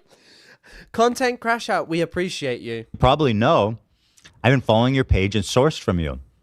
I believe mostly the Palestine and Downward Spiral chapters. Appreciate your coverage greatly, you said. Now, this person is singularly obsessed with me and Hila, and specifically about my Jewishness. Every single fan of Ethan Klein, every single employee of Ethan is upset. But this is not an obsession about Jewishness. Watch what the video's about. Like, he highlights this. It's about your commentary about Israel. And then the Raider of Ramallah photo. And like deranged conspiracy theories of the most obscene order. Deranged conspiracy theories of the most obscene order. To be fair, content crash out. These are deranged conspiracy. That video of Vanilla Mace was a deranged conspiracy theory of the highest order. So yeah, I mean, do you agree? So you follow this person closely? So I would say that, again, the videos that I sourced from them were not, again, I can't speak to, what you feel like are really offensive videos. Sorry, not to say what you feel like, but I feel like, again, I haven't. By the way, how is the volume of the laugh? Is it as bad as it previously used to be? Because there's a lot more of you in here today. What do you think of the new mic? Seen all of their videos to know. Okay. I just confusing because you said, I've been following your page and source from you. I guess, Yeah, sure. Maybe you didn't see all their videos by that. Yeah, like the reason why I said that is I feel like on TikTok you can probably see when a creator saves a video, So I just felt like they could probably see that, So you saved the video, though. You said the editor put it in. the one that again, I wasn't sure about the zoom in, whether that came from That was in their video. an editor. That was or, from the one you downloaded. It's identical. It's from this video. Yeah, no, exactly. So what I was going to say is I wasn't sure if that came from an editor, but now looking at it, it's clear it came from this page itself. So what probably happened is, again, I Rudy was saying that. added a timestamp. It's okay. Added a timestamp into my script. From that I saved it, added it in. So yeah, it was. Yeah, but also, like, content crash out's content is not deranged anti-Semitic conspiracy theories. I think there are some accounts that I have seen that, like, talk about Ethan that sometimes engage in stuff that I'm not such a fan of. But the vast majority of people are just, or, like, some people who don't like Ethan who are just anti-Semitic. It's not, like, impossible. But, yeah, some of these accounts are like, but this, like, what has Content Crush It done? There was no proof of the conspiracy theories of the highest order, as was claimed. It sounds good. It's a USB Roder. It does have an interface. I'm shadow banned on TikTok due to mass reports, unfortunately. It's also just if you mention Palestine on TikTok, to be honest, and also because TikTok is a very punishing platform. Where you heard that Hila called babies terrorists? Because this person also at 2 years old to kill Americans. They made this. So again, are taught to kill us at 2 years old. That's pretty spicy. Yeah. Do we have that one? Like, how could that in any way be confused by what's going on? Everyone else in the room is talking about what was said. Every single thing. I have thought about getting in touch with her and talking to her about Palestine, and maybe if she's willing, I will have her on if she would do it. But I don't know if she would. I don't know if she wants to leave this all behind her now she's spoken about it. But and also, she's got a big channel, and it's up to her, because I know she's probably experienced a lot of stress, and she's like a young mother, right? And like, I don't care to like kind of force her into more of a situation that she doesn't want. But I mean, if she wants to and is happy to talk, then she can talk to me all she wants. But yeah, like, she goes, I mean, it's interesting. That's not really a fair edit. To be completely and totally honest, there was multiple pages and sources that have shown that clip. Yeah, I believe that. Multiple sources. Where, and that's where it's hard. Again, going to the original source. Because do you see how many videos this person's made about me? Does this look healthy? Honestly.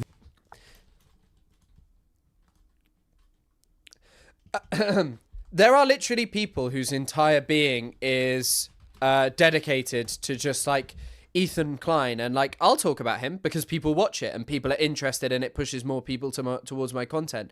But I mean, that girl with the microphone, Cruel Happy World brought a spork to a knife fight. Cruel World Happy Mind. Madison Harnish, what are you doing? 3-hour H3 snark video. Vanilla Mace portrays cutie Cinderella in 4K. That many of the people as well, by the way, that are like around Ethan, the Ethan platforms are literally people who are, entire being is dedicated to hating Hassan Piker, like, undeniably. Like, there is an entire industry of people just talking about the hate. Everything here is either Five Nights at Freddy's and Subnautica, or like H3, Collegate, Hassan, H3. This is literally all that this is dedicated to. And this, by the way, is not short form videos of like, literally, Ethan is incensed by someone. This is the thing, by the way, as well. And it kind of feeds into everything. Ethan thinks people are so anti-Semitic by piecing together what he has said. He is so incensed by his own words. These are things that him and his wife have said and done, and they upset him so much. If you're sourcing from them, I'm concerned. He posted hundreds of stories about Hassan. The words put together, Freddy Fazbear. What's the guy's name? William Afton. Wait. Who's that guy on TikTok who just does like William Afton? Like me. That is an ancient meme that probably is not still going. Let's speak Finnish to my son who have only...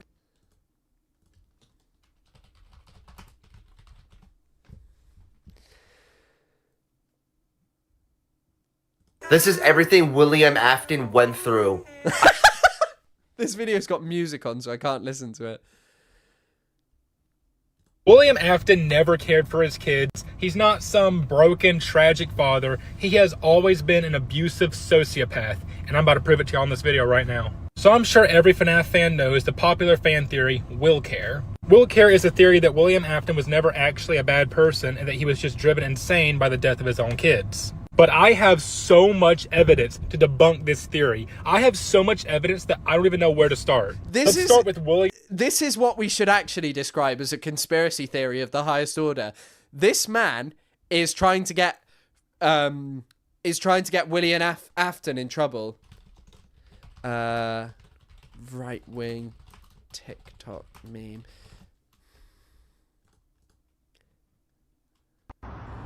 This is it. I found it. I'm proud to be black. You know what skin color you shouldn't be proud of being? Purple. Because one time there was this guy who was purple named William Afton, and he killed 5 kids. He killed Freddy Fazbear, who when he died tried to hide. He killed Bunny the Bonnie, who threw hands before he died. He killed Chica the Kitchen, who like screamed before she died or something. And he also killed Foxy the fox pirate, rawr, who's running or something. And there was also Freddy Fazbear but yellow, who was he was yellow.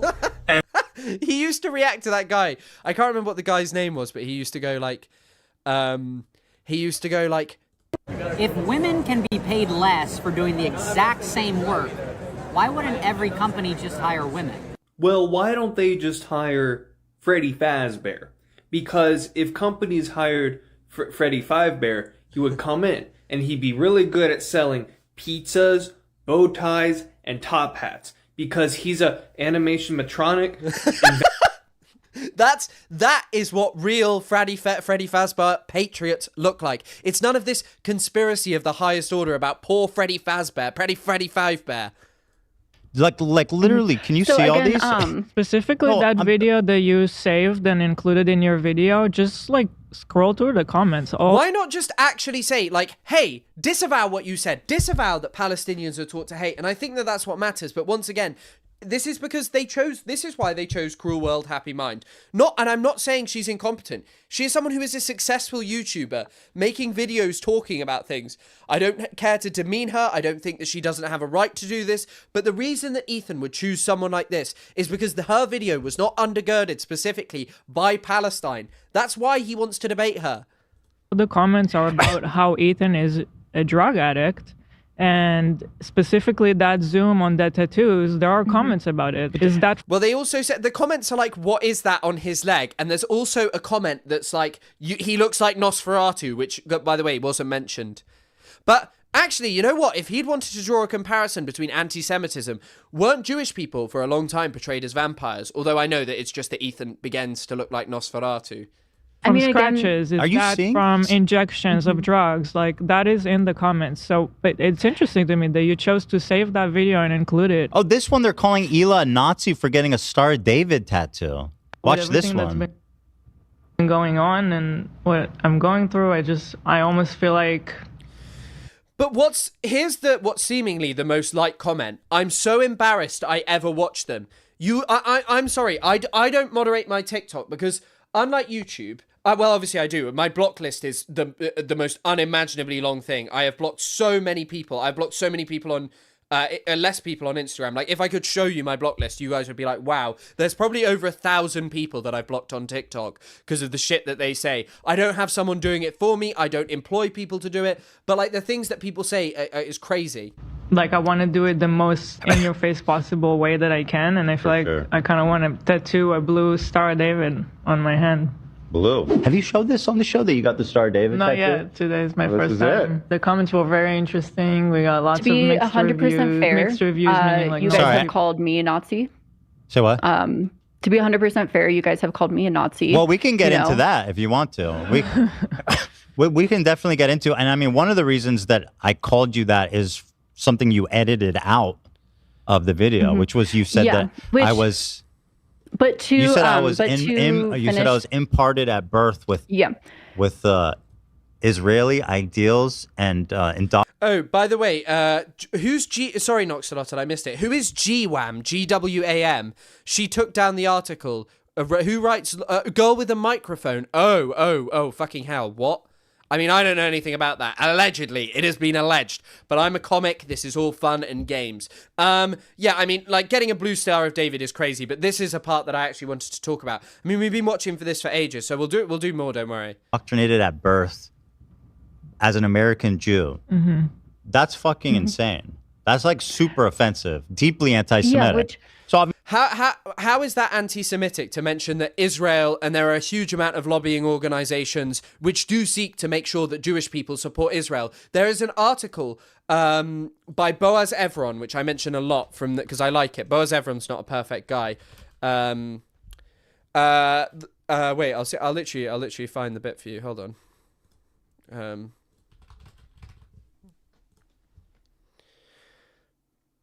This is written in the 1980s. Hold on, I'll literally put it out for you.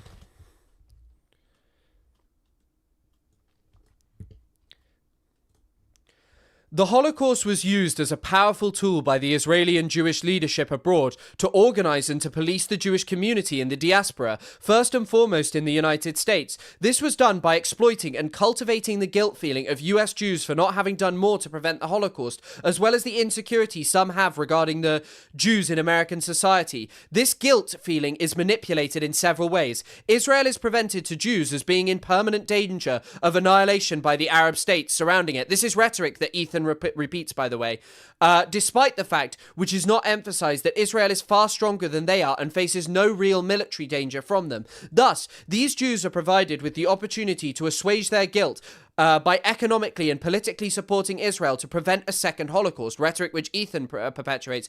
Every war is therefore presented as a danger to the actual existence of the state, and the victory is presented as a miracle, which has been achieved, among other things, by the support of the Jews in the diaspora. This emotional and moving drama is presented again and again, and diaspora Jews see that their support indeed brings results. Israel is also presented in this way to the non-Jewish world in order to silence their criticism of our policies with this argument. This is written in the 1980s. By the way, people spoke about what this was and did and what it was used for, but yeah. Are you a Nazi? No. You need to go and eat cigarettes. Like, bro, don't be eating cigarettes. What book am I reading? The Deluge by Adam Tooze. But like, my point was that was an extraordinarily anti-Semitic view to hold. Something that's very popular amongst Nazis, neo-Nazis, American neo-Nazis, etc. Which I would love to have a conversation about that. As far as this page goes, I think that and also, by the way, like what's the popular view he just said was held by? We'll just double speed that. One of the reasons that I called you that is something you edited out of the video, which was you said that I was. You said I was imparted at birth with Israeli ideals and indoctrinated at birth as an American Jew. That's fucking insane. That's like super offensive, deeply anti-Semitic. So obviously, are you a Nazi? No. But like, my point was that was an extraordinarily anti-Semitic view to hold. Something that's very popular amongst Nazis, neo-Nazis, American neo-Nazis, etc. Which I would love to have. But by the way, Ethan literally has defended Israel over and over again by saying the vast majority of Jewish people support it. He regularly accuses non-pro-Israeli Jewish people who engage in activism around Palestine as being, as being tokens, like literally saying that Jewish people all value Israel and therefore we all have to support it. That is something that he uses and now apparently is anti-Semitic Nazi propaganda. Conversation about that. As far as this page goes, I think that again, going back to my point of wanting to cover what is the internet saying, but I do think, again, because funny enough, my neighbor is a journalist and a writer, and we're talking about this and essentially how online forums, you should stay away from in general, if you want to sort of have, good coverage. So, I think that was a really positive, conversation sort of about this. I do think that, again, it's hard when it comes to covering internet situations, though, because you can't, she was kind of talking about, as a journalist, how often she goes directly to a source. How does that translate online? We have hours and hours and hours of footage every week. Like, all the sources are on the internet, and as well as, for example, the Trisha fallout, it was all documented. Like, pretty much all the stuff you're talking about are stuff that are online available. But also, you didn't reach out to me once during the making of the video. Again, so as I'm moving forward, but I mean, let's talk about the likelihood of like how likely you've responded in the past. I've sort of written it off as like people are not. But yeah, again, just to like focus on it over and over again, Ethan says that it is like Jewish Voice for Peace is a token organization. It's a pretty libbed out organization, like in the whole of it. Going to respond if I reach out to them for comment. So you don't try?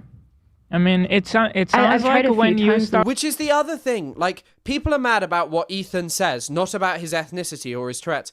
Yes, there are some people who will obviously make disparaging and rude comments about him, but on the whole, he has admitted on TikTok multiple times, even calling me someone who Snark and all of these pages like and think is a good content creator, or he thinks that I'm apparently a good content creator and has apologized for his commentary on Palestine, and yet apparently now it's.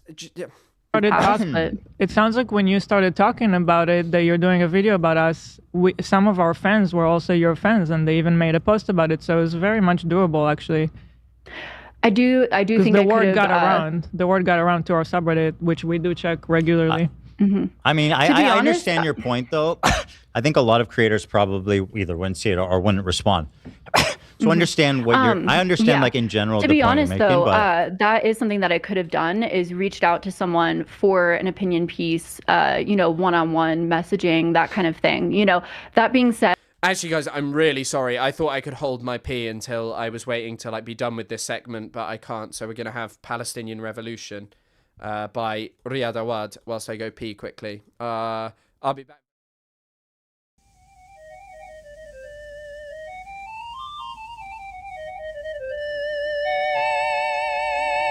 أقسم بثورتنا التي قدستها وسهرت في نيرانها سجاني أقسم بثورتنا التي كللتها بعزيمة وبمدفع وأماني أفديك ما فوق الفداء بثورة تلقى الثريا عندها بركاني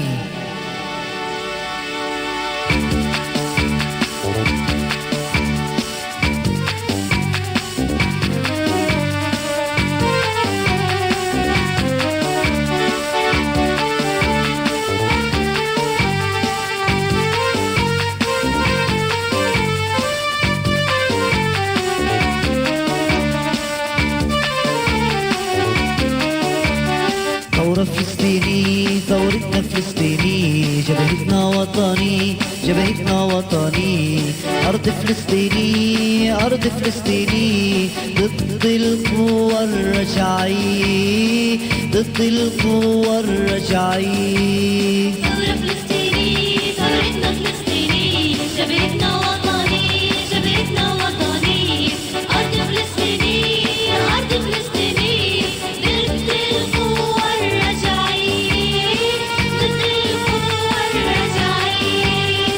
ثورتنا كانت دايما ابدا شعلة النار ابدا ما بتطفي اسألوا عن نفدل الزعتر اسألوا عن نفس روس.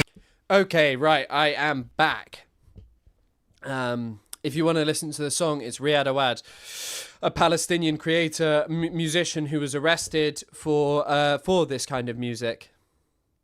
As far as online opinion pieces, online sort of editor edits that are sort of very clearly opinion based or that kind of thing, I should base my if I want to include that in the first place, I should sort of base my research all on original sourcing and then sort of go through and this person, this online comment feels this way, include that. This person feels this way, include that. That's sort of my conclusion from the matter. I think that's kind of, but that was my intention.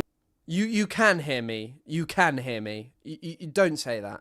With that is showing, online commentary and online clips. A lot of times when I included this person, it's not like, this is what happened. I mean, at least that's what I hope it was. I mean, I can look through and do a, 100% review, but it's like, okay, this is the commentary happening online, So I want to finish this because I just want to finish this video, this one here, with the Star David tattoos.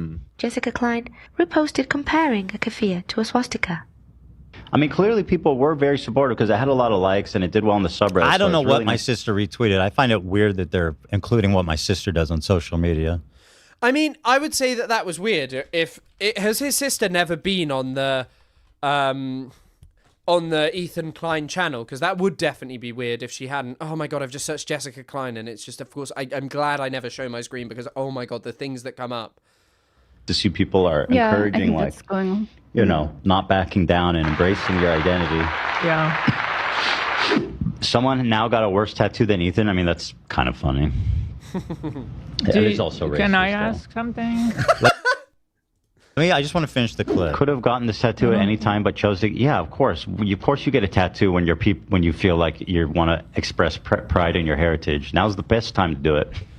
Expressing pride in your heritage is crazy because, the tattoo she is posing with is with his sister. My God, I didn't know that. I didn't know that she's posing with his sister. That is even crazier. Once again, when you are literally just showing Ethan what he is, what he has said and done, he genuinely treats you like you are a monstrous anti-Semite. It is unbelievable. Like, it is unbelievable the stuff that this man is willing to say. And by the way, highlighting this kind of stuff is unsurprising. It's like the Matt Lieb lyric where he's like, you can tell that I love people. I drew a heart with the treads in me tank. I would absolutely do it too. The fuck is this? I don't even. Branded satellite shows Star David carved into Gaza. Kind of a different way to do it. It's also really funny that they both purport to be really knowledgeable but don't know anything about this. And by the way, highlighting what his sister says and does is, I mean, that's actually even more important with that. And it's none of your What's that have to do with your business when I want to do a tattoo of my heritage? How is that anything that you should even have an opinion on? Yeah, I'm changed after October 7th. That was a really traumatic moment for all of us Jewish people. What does she mean that she's changed after October the 7th as well? Like, what have you changed about that you're more interested in raiding Ramallah? I showed those images before they happened, days before the tattoo. I'm crazy. Congrats on the tattoo. I love it. Thank you. Now, if you go to the comments, I miss when Hila didn't talk. Racist, lol. I'm so embarrassed I ever watched them. Being Jewish is not a race. That's, by the way, not true. And also, another Nazi talking point. That's all, I don't understand how being Jewish is not a race would be a Nazi talking point. Like, the Nazis said that Jewish people are a race, and like a Nazi racial ideology. Actually, you know what? He is actually correct about that, but not for the reason he thinks that. As the reason that Nazis said that Jewish people were not a race is because they believed that they were like parasitic. So this person is not like, you would have to hear this person say, actually, it's because they're parasitic to claim that that's actually a Nazi talking point, because the Nazis did not believe that Jewish people were a race, but they did also racialize them. It's quite a complex thing, because that's why they viewed them as one of the like biggest evil, and why communists and Nazis were exterminated for the same reason, because they were portrayed as universalists. And if you say otherwise, you haven't ever read anything that Hitler wrote or said about communists and Nazis. I mean, he literally said that they were one and the same, and that the two had united together to destroy Western society and its values. But conceivably, a communist could be changed in their opinions, although they weren't, and they were just killed, you know. But conceivably, you could change a communist in its opinions, but you could not ever change a Jewish person. The line's not being straight. I mean, whatever. It was hand-drawn. Everything she goes through equals Vanilla Mace not liking her fashion brand. Hila Klein, please tell us what the blue signifies. The star, it signifies the color that the Star of David is, like in art. No, the color of the Star of David is only blue in terms of Israel, and also it's a moment of pride.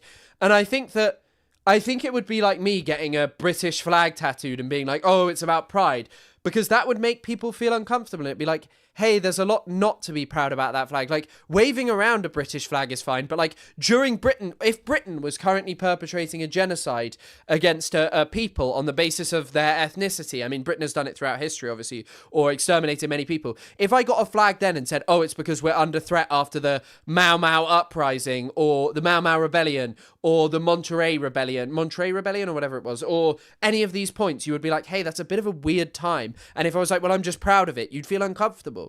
Because I'm not going to sit here and like say that I'd be upset by a British flag. I don't feel incensed by it, but you know, people would feel, and it would kind of be incongruous with my values and allegedly wanting a different thing. But also, Britain is not currently committing a genocide, not to do apologia for it. Traditionally, since like thousands of years, a pentagram would have been more fitting. A pentagram. That's like, you know, the Star of David is like the cross for Jews, right? It's the same type of thing. This person said she should have got a pentagram instead of the Star of David. It's also, whatever that person said, it's also not Content Crash Out saying it. And then you went on to write on this person's account that you support them and you source them and you're a fan of their work. Do you But Content Crash Out didn't say that. disavow Content Crash Out? I mean, again, Yeah, his Halloween costume, what was that? Why I was away for that, and I was like, I'm not talking about that. I was on a flight. But I was like, what is this costume? Why did he do that?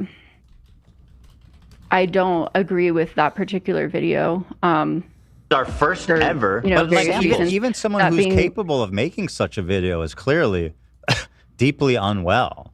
Like, to accuse a Jewish person of doing something wrong by getting a Star David tattoo is just a symptom of someone who's deeply, deeply, deeply unwell. So I just do. No, it is not. It's so insane. Like Ethan genuinely spent time claiming that Hassan and iDubbbz had engaged in like anti-Semitism because he had a sword from Bleach. Like Hassan is someone who openly talks about how much he likes anime and stuff, you know, and also and yet now Ethan is like, oh, I can't understand at all why people might feel this way, even though he has apologized for. Even though he has apologized for the fact of like some of his commentary and said that it's inappropriate. Yeah. I mean, this is not a good person, right? Like, I just, like, can you admit that? I think that... Never admit, don't give them an inch. Do not concede on Content Crash Out. But in general, I am still learning a lot about anti-Semitism. I've learned a lot within the past few days, speaking on the topic, I feel wildly uncomfortable. I am learning a lot about it. This person is anti-Semitic, and take it from me as a Jewish person. Even this statement alone is so incredibly frustrating, considering you just made an hours-long video about Ethan and I. We talk about anti-Semitism so much. It's the reason why people yes, you do. The reason why all of this is happening. It's the reason why people hate us so much. And that is what the merit of this is, like the merit of talking about this. Let's just go over to the Ethan Klein TikTok account. Ethan Klein H3. I mean, there's a couple of videos about... Who's that handsome chappy? I came back to TikTok to defend myself against wild accusations, but I also came back because I want to apologize for things that I genuinely got wrong. For example, I'm planning to go to Israel in June with my parents, and I'm actually really excited to go there. I want to show you guys how beautiful, how multicultural, how free it feels for people, it's a beautiful place. It is. It's one of the most diverse places I've ever been. Looking back, I definitely feel ashamed for the way I spoke about Israel with such levity. There you go. We don't need to listen to any more of that. We don't need to listen to a single word more of what Ethan says. That's it. That's enough. That's all we have to hear. Ethan said, and then here it's because everyone hates him because of anti-Semitism. Can I offer, so I did write a little bit of something just because I feel like I don't, again, want to misspeak or anything on this sort of subject. At least this is coming from, my perspective. Sorry, I keep bumping the mic. At least for me, the biggest lesson I learned from all of this is, sorry, I'm going to kind of read a little bit because I don't want to misspeak at all. Yeah. So, if I care about advocating for anyone, whether it's someone, is facing Islamophobia, anti-Semitism, transphobia, homophobia, anything at all, it's to extensively read up on the current state of affairs and what they're currently facing. It's, not just using a blanket term like stop Islamophobia, don't be anti-Semitic, but so that I can offer in detail understanding of what an individual is currently facing and how that may translate in various ways. I think that in general, as a content creator, I wanted to, to be completely honest, it's a really intimidating topic to jump into for obvious reasons, all of this. And especially, as we can see with everything that happened after releasing the video and just not being versed in it, not having a cultural background or understanding, not being Palestinian and not being someone who's, extensively versed, but wanting very, very deeply to advocate for Palestinians and everything that they're going through, I feel like there's many ways that I misstep along the way. But I think that being able to do that, really, okay, I want to advocate for these people. What are they currently facing today? How can I, really offer in-depth dialogue to that, so that can kind of combine research and empathy. I know Dan sort of spoke about how I misuse empathy, or sort of use that as a blanket term, and I think that's maybe one of the ways that I can do that better. Instead of just being like at the beginning of the H3 video, any anti-Semitism will not be tolerated, and speaking about Islamophobia, but not very much in-depth understanding how these empathy, or sort of use that as a blanket term. And I think that's maybe one of the ways that I can do that better, instead of just being like at the beginning of the H3 video, any anti-Semitism will not be tolerated, and speaking about Islamophobia, but not very much in-depth understanding how that's translating in modern day currently. So I think that when all of this happened and I made my follow-up video, I was feeling very hurt and confused by, essentially being thrown the label of being anti-Semitic. I think that, of course I can't, a lot of that's coming from my own ignorance and my own lack of depth and knowledge, and, not being a Jewish individual, not growing up in that. I grew up with no religion, no religious background. My dad was raised Jehovah's Witness. My mom was raised strict Catholic, and they both kind of decided to raise me without any religion. I've heard a lot of horror stories from my dad about his particular family and his particular upbringing in Jehovah's Witness. And so from that, I also have my own preconceived notions of, just a lot of religions in general, which may not be fairly placed all the time. But yeah, I don't want to speak for others, but I think that there's a lot of people that do want to criticize the Israeli government and their actions, but feel lost on how to do so without being labeled anti-Semitic. That statement on itself, you said that about me. And about, in fact, I have the clip Israeli government. I had a real issue with that statement. Is it okay if I finish really quick? Yeah, go ahead. Yeah, absolutely. Sorry, I know it's kind of long. You're good. I didn't realize you were. Go ahead. Yeah, I'm sorry. So there's a bit which I don't think is here. I don't deny that there's an increase in anti-Semitism. There's a bit which I'm going to have to pull up from here because I thought these two were together, but I don't deny that there's an increase in anti-Semitism happening, just like there's an increase in Islamophobia happening.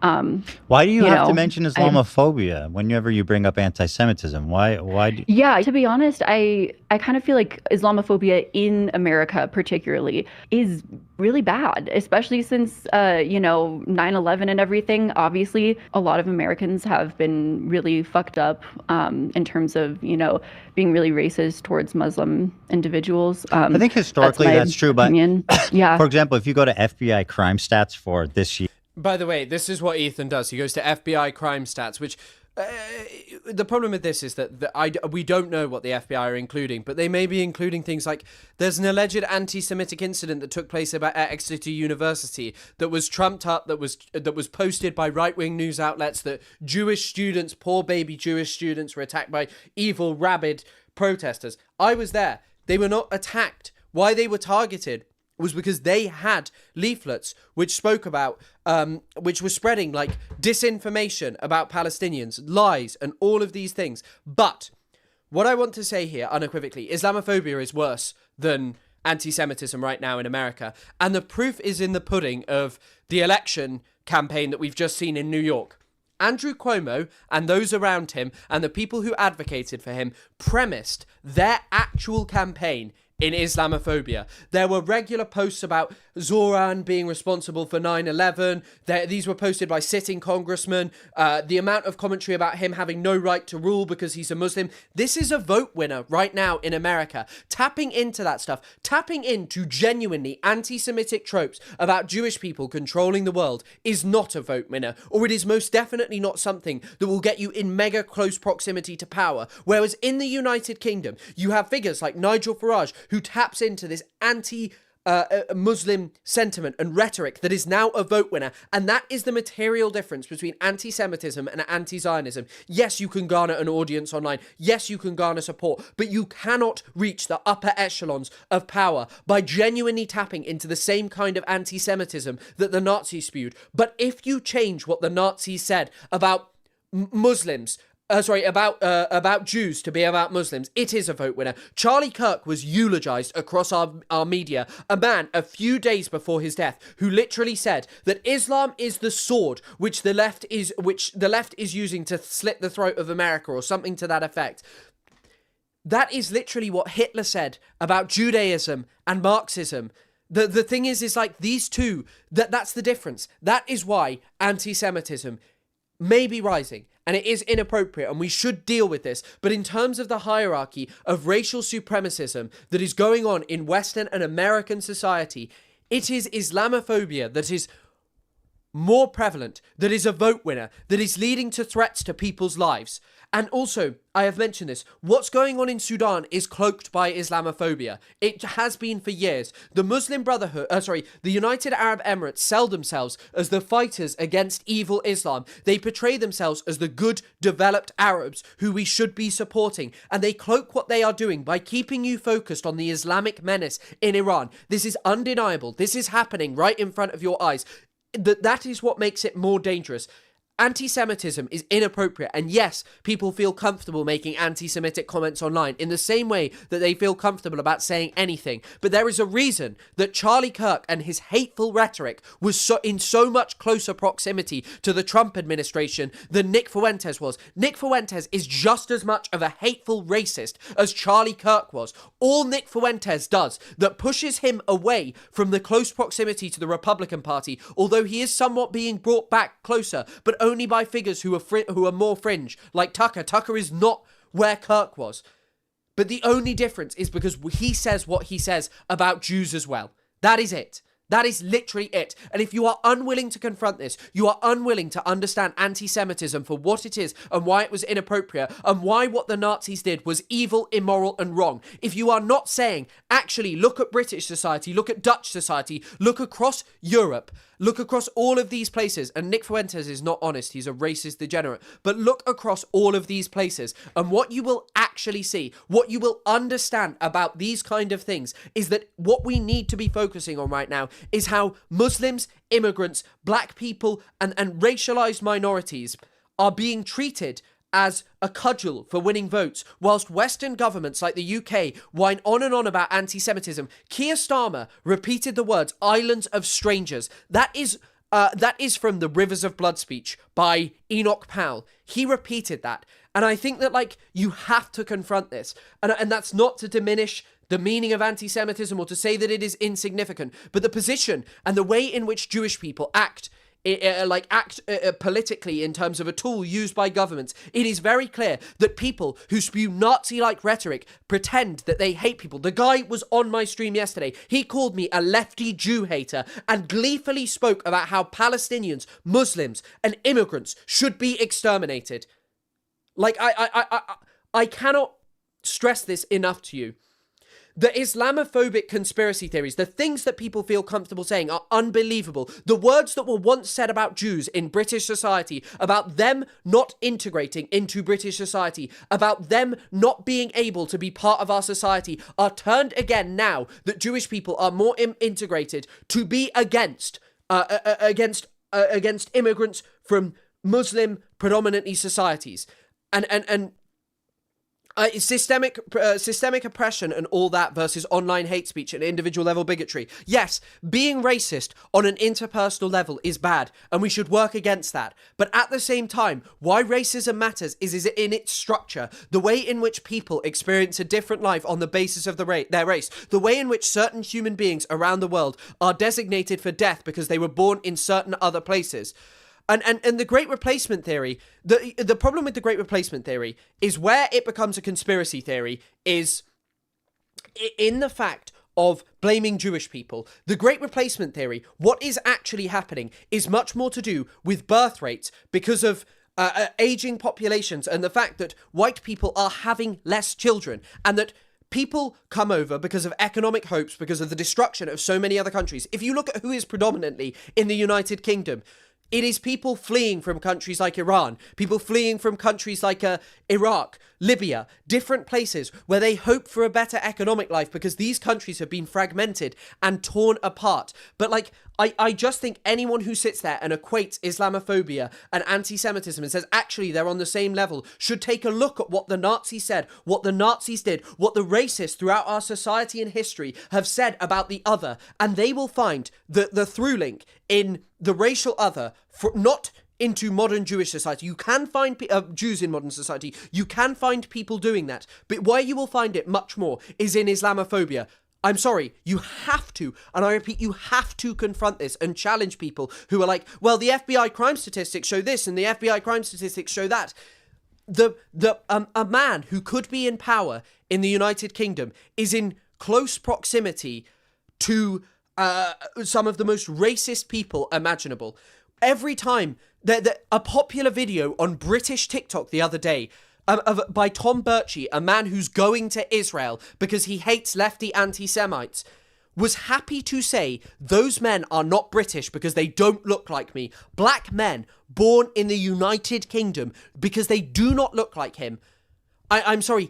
And he's then going to Israel. Tommy Robinson is in Israel. We need to talk about how the right is using Islamophobia to whitewash the things that they are saying and doing. After the Second World War, the vast majority of these people, what they did was realized, okay, fuck, after what the Germans have done to the Jewish people, all our racial other conspiracy theories cannot focus on Jewish people. There are some people who still stick to this, and generally they are groups that are founded before World War II. It's a bit like Marine Le Pen. Marine Le Pen has distanced herself from anti-Semitism, but yet has no problem spewing out the same kind of rhetoric about Muslims that was once done about Jews. And her father collaborated with the Nazis. And that's what I have to say about this. And I really wanted to talk about that because I know Bad Empanada has a video about it, but there's a lot to say about this. Here, Jews who make up like 2% of the population account for like almost 30% of all hate crimes. Like per capita, by far, Jews are the biggest victims of hate crimes by far, right? By far. And again, I don't say that to demean the racism against one other person, but the fact that you can't even mention anti-Semitism without invoking Islamophobia just it feels to me when people do that it's like, yeah, it's bad. But also Jews somehow, for some reason, are. I also have to mention that even, people hate Jews, but also. Has my internet just crashed? You know. Ooh. The Jews also kind of. Ooh. I don't know if my internet has just crashed. Ooh. You know. Can you guys hear me?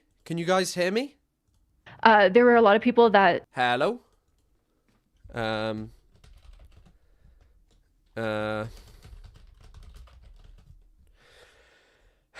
He's so desperate to be a victim. Like, I'm not saying that Ethan can't experience people being anti-Semitic. I see people feeling comfortable denying the Holocaust and this kind of stuff. But yeah, okay, no, it's because I was having some trouble searching Twitter as... Oh, I think Twitter may have gone down. Oh, no, it's back up. But yeah, I just feel like that has to be said. And if we examine what Islamophobia represents and what Islamophobia has led to in Palestine and what it is leading to in Sudan. Okay, the video's just fucked, so it's okay. There's some really kind people who sent me messages educating me on either side and things that I got wrong on either side of the situation. Which also, guys, an apology here. I'm going to save all of the points I did yesterday for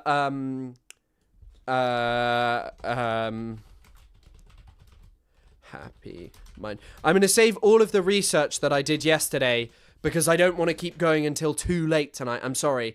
But like, I've got a lot to talk about tomorrow then, because the news has been a little slow recently. But yeah, I've got a lot to talk about. I did yesterday. Sorry, now you're going to hear me repeat. Of course, it should have been my job to do in the first place, you know? But one thing I learned a lot about is the dual loyalty trope, and where it's seen as anti-Semitic to scrutinize someone's connection to Israel. And I can see that because it's a holy place for many Jewish individuals. That being said, you know, I think a lot of people who, at least for me, that was, you know, Ethan literally perpetuates this. Ethan says, like, we have to support Israel because all Jews support it, and anyone who doesn't is a token Jewish person.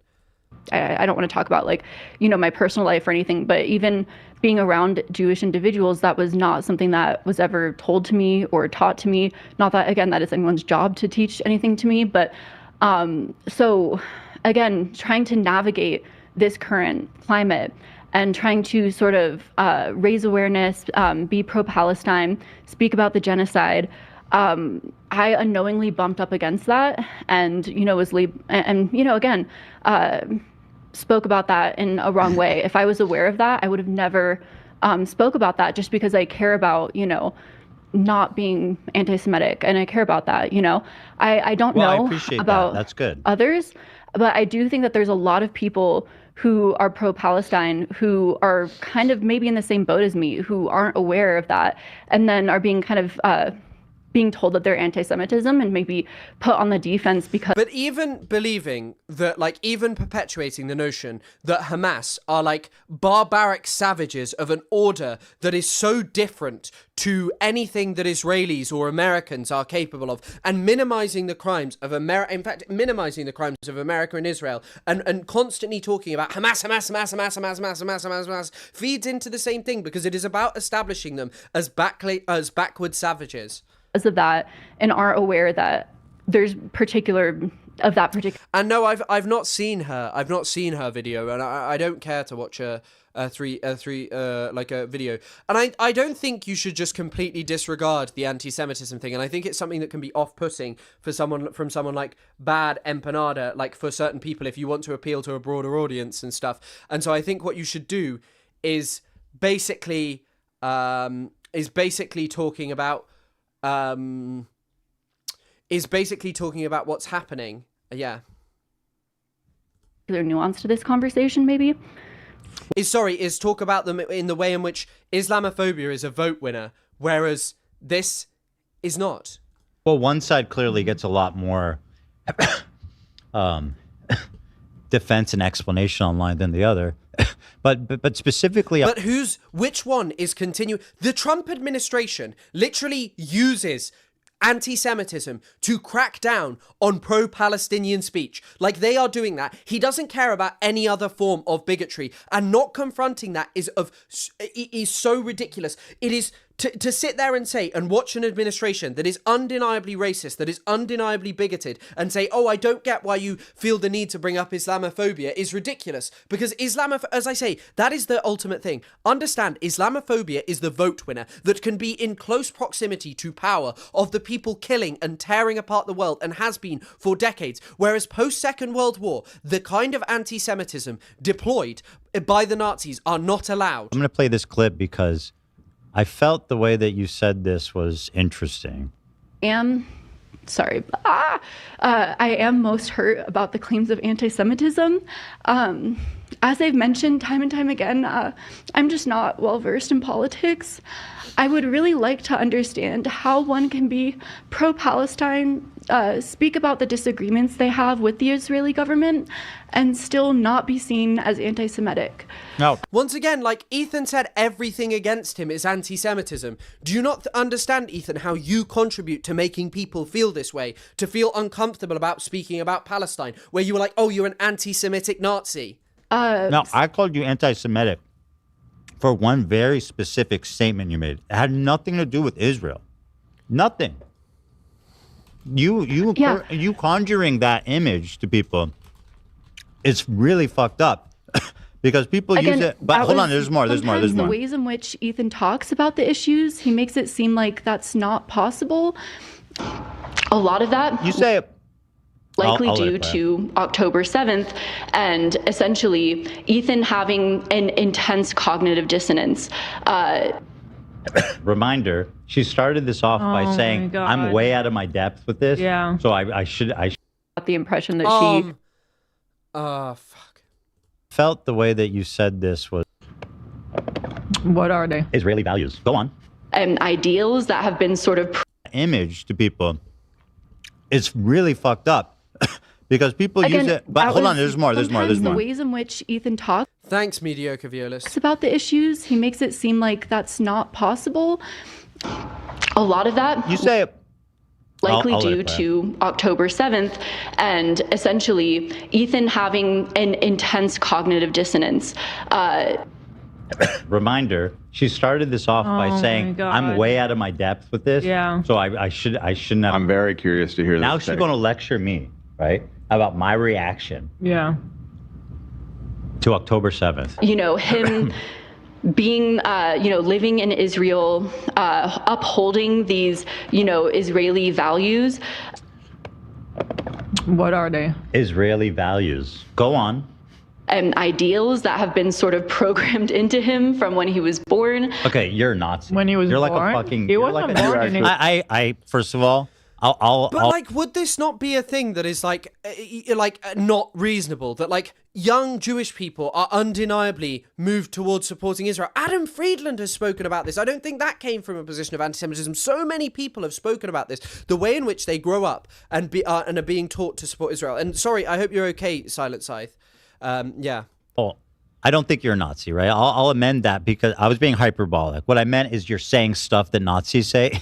And obviously, I also fully acknowledge that you don't know that what you're saying is anti-Semitic, right? Like, totally. But why is that anti-Semitic? Like, I mean, maybe, like from a very young age, Israelis are taught, and I have spoken to Jewish friends about this, many people are taught, well, Israel protects the Jewish people and all of these things, and from a very young age, like, Israeli values, okay, maybe, like, but actually, Israel's value is the claim that it is a safe space for the Jewish people. It taps into very real Jewish fears about a history of extermination and anti-Semitic hatred from European society. But like, what this is like the indoctrination that you experience. I don't think that it is anti-Semitic Nazi shit that you should actually bring up. Birthright, yes, Birthright is literally done to do this, to make you feel fearful of what happens to Israeli Jewish soldiers. Agree with you there. And I know you already addressed this stuff. You kind of already rolled this stuff back, which is good. The part that I wanted to ask you about. Talks about the issues. He makes it seem like that's not possible. How did I make it seem not possible to talk about Israel without being accused of being anti-Semitic? Because I never one time brought up anything being anti-Israel being an issue. The only thing I brought up is that statement you just saw, which had nothing to do with Israel. So like, why even say that? Because that, that's an extremely popular trope that you'll hear. Is that you Jews are like perpetual victims, and they call you anti-Semitic for any old reason, no matter what. I criticize. Ethan, you said that all criticism of you was because of anti-Semitism, even though you have apologized multiple times. Like you said that in this video. As Israel, they call me anti-Semitic. That I'm constantly seeing Jewish voices being marginalized for saying that, right? But here's the interesting thing is I didn't even come close. No, you see Jewish voices being marginalized because they're Jewish supremacists. Close to saying anything like that, and you still said it. Yeah, I mean, again, I think I watched the full live and genuinely was trying to understand, okay, where did I go wrong? What was, anti-Semitic? And again, it's not necessarily your job to educate me, but I was, trying to understand how can I, criticize Israel, be pro-Palestine, speak about the genocide, and it's not that complicated. He literally said that supporting Israel is like a Jewish value. Like Ethan has said this. He constantly cites the fact. He's like, 80% of Jews are Zionists. If you say that you are against the state of Israel, that's anti-Semitic. Though, is it? It's really not. I guess, and I would like to hear your perspective. I think again, like I said, I did, receive some, to be honest, I received after that live mass comments. It was one of Bad Empanada's videos who showed me that I am an anti-Semite. I mean, I would say that like genuinely trusting a person on the basis of their ethnicity is a problematic belief to hold, because I hold no more trust for any ethnic group one over the other. I don't care. I don't believe your ethnicity is that much. I'll trust someone if I have a sort of relationship with them, like any kind of relationship. Messages. Sorry, I fucking hate when I get emotional. You can take a moment. It's okay. It's emotional. I understand you care about being on the right side of things, right? So I 100% You know, I understand, and I know this is painful. Mass amount of people calling me a Nazi, and that's not true, by the way. And I don't want people. But you sent them over, Ethan. You have regularly said that everyone who has done anything to you and your children, who have called you out for your Jewish supremacism, is anti-Semitic. And then you sit here and you go, that's not true. You said in front of your audience, this woman is a Nazi, pointed her out. Your little friend, girl with the microphone's like, I'm in a post about her being homeschooled. People to call her a Nazi. Okay. And so, you know,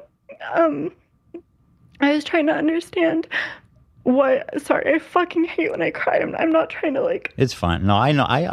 It's sincere. It's fine. We're all just people here, and so, you know, like, genuinely, here I'm acknowledging, like, I'm not you know, I'm trying to, you know, be more educated, grow, you know, I'm starting from ground zero, and I think, you know, I'm hoping that a lot of, at the very least, a lot of content creators can learn from my mistakes, you know, when speaking. You didn't make a mistake. You're just confronted by someone who is dedicated to not being impossible to pin down because he holds no beliefs or values. All he cares about is money, his career, all of this stuff. And I feel sorry for you because genuinely he has sent a vast tide of hatred against you. And like, look, you're probably someone who's not dealt with that. I am so used to, when I was a small content creator, occasionally people would like stitch my videos on TikTok and it would be like, wow, the levels of hatred. Like people saying that they openly want to harm me, calling me a Nazi, anti-Semite. Once you are confident in your beliefs, you did not say anything anti-Semitic. Maybe there are some points that I haven't seen where you should have been more careful with your wording, but ultimately, Ethan Klein has unequivocally condemned everyone, even in this, who criticize him for being anti-Semitic and then is surprised why you have trouble understanding how to talk about Palestine properly. Thinking about this and be able to, you know, be pro-Palestine, talk about the genocide, and not be anti-Semitic. And how do you not, you know, run into that? Coming from an ignorant place of someone who's, you know, not Jewish and didn't know about these things. And so, you know, essentially, genuinely, I had so many messages calling me a Nazi, calling me anti-Semitic, but no one telling me why. You know, even the program from birth, they would say that's anti-Semitic, but I didn't, you know, weren't exactly explaining why they saw that. Because and that's the thing, because it's really hard to not. Ethan says that like part of the Jewish faith, which is something which you are, and like being Jewish. Ethan argues that an immutable characteristic of being Jewish is supporting Israel. He has continually said that everyone who doesn't is a token. So how could you not be saying, actually, since birth, this is something that you are taught to support, that you are taught to do. This is something that Ethan himself believes. That way, or not, sorry, didn't saw that one, but why that was an anti-Semitic trope, and you know, and so I was trying to understand it, you know, and it wasn't until literally yesterday I had a great conversation with someone over DMs, and they sent me resources to, you know, the dual loyalty trope, and I read into it, that I was able to understand that aspect, and, you know, of course, you know, someone who's more politically educated than me can debate all of these different intricacies. But for me, when I'm speaking about this, my biggest goal is to, you know, I never want to hurt anyone, you know, and, you know, I will say, I 100% am with you, right? And I think it's brave that you're calling it and facing all this stuff head on. I don't think most people would do that, right? So I am very I'll do it. I will face anyone. Grateful that you are coming here and having an honest conversation. And I appreciate the emotion you're showing, right? I do. And I do think I want to just reaffirm that you should be criticizing Israel's government, right? You should be criticizing them for this fucking horrific genocide, mass murder of people in Gaza, right? You should be. It's just, you know, don't make broad generalizations about Jews. The dual loyalty trope is basically that Jewish people have an inability to not be loyal to Israel, which, you know, is, you know, that they value Israel more than they value the country that they're in. But I mean, Ethan, didn't you say that all Jewish people have to support Israel? Like well, you didn't say that they all have to, but you call everyone tokens. Like, yeah, being born with some preconceived notions about, the state of Israel and stuff like that, right? Like, don't say that Jews are programmed from birth. When it's an argument in his favor, he can read. When it's an argument in his favor, every Jewish person is a Zionist. Also, to talk about hating on Jewish people, when you're literally think of one is I don't know why I can't see this. I'm looking for this video of.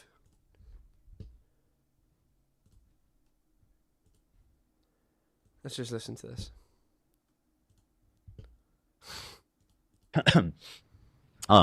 There's these groups called like Jewish Voices for Peace. I criticize them as being like allowing themselves to be tokenized. And Hassan said, "Oh, you think they're capos?" And I was like, "Fish, what are you fucking talking about? That's not what he said at all." Jewish Voices for Peace. There's 20,000 members of this group.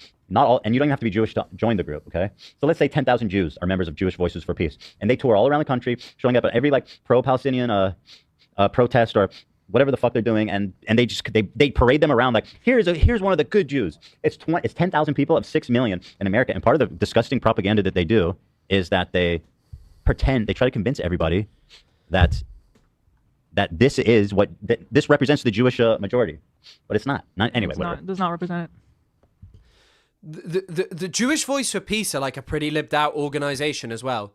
Like categorically, Jewish Voices for Peace are Jewish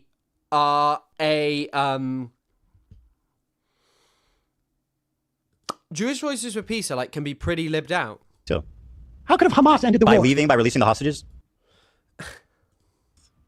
But like you absolutely should, are right to, and I know they parade themselves around like Jewish Voices for Peace do activism, and then Ethan's like, actually you should never say this dual loyalties thing. But when he can use it as an example of saying actually it's anti-Semitic to criticize, to say that Jewish people are not represented by Israel and that Jewish people don't all have to support Israel, apparently it's anti-Semitic. Should criticize the state of Israel, right? 100%. Yeah. No question about it. So, I mean, your intent, I feel, I understand your intentions, right? I do. And that's kind of like the only way I can. What's been hard for me, for example, is that I do criticize the government of Israel. Yeah. You criticize them only after everyone says, hey, why on earth do you think that Yoav Gallant is a really great guy?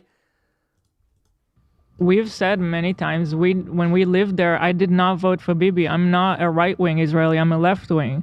So, like, I'm on your camp, but people still villainize me. Like, if you go on TikTok, I'm like... really great guy. The villain. I'm the raider of Ramallah. Mm-hmm. It's like, that is anti-Semitism. You're not... That's anti-Semitism, calling you the raider of Ramallah. You raided Ramallah, and then you and your husband continually said that you were proud of your military service. Like, even if you didn't raid Ramallah, you operated in the West Bank because you were bored. You went over to the West Bank to be a secretary because it was an adventure. You were engaging in an illegal occupation of other people's land. That is not anti-Semitic. And yes, left-wing Israeli is a misnomer. Seeing me as a person.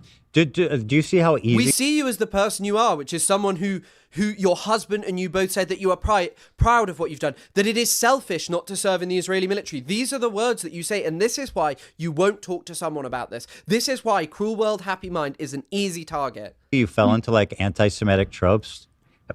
Like, it's just so easy when you run in these communities, because it's like, for them, that's just, they really are fucking racist.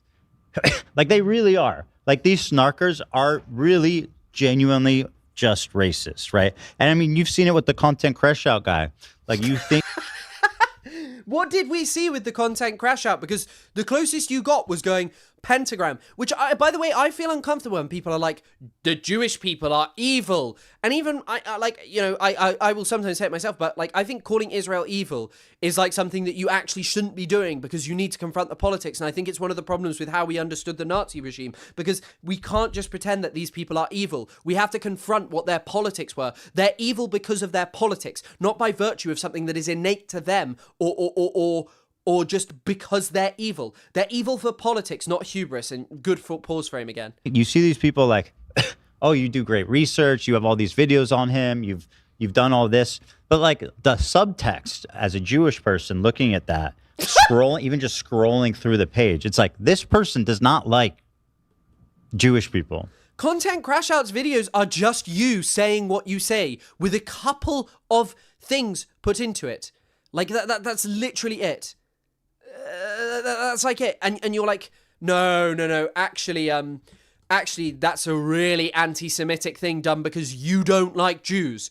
No, bro, that is utterly ridiculous.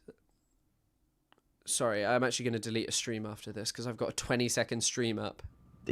You know, that, and so it's, I find it troubling how easy it is to fall into that these days.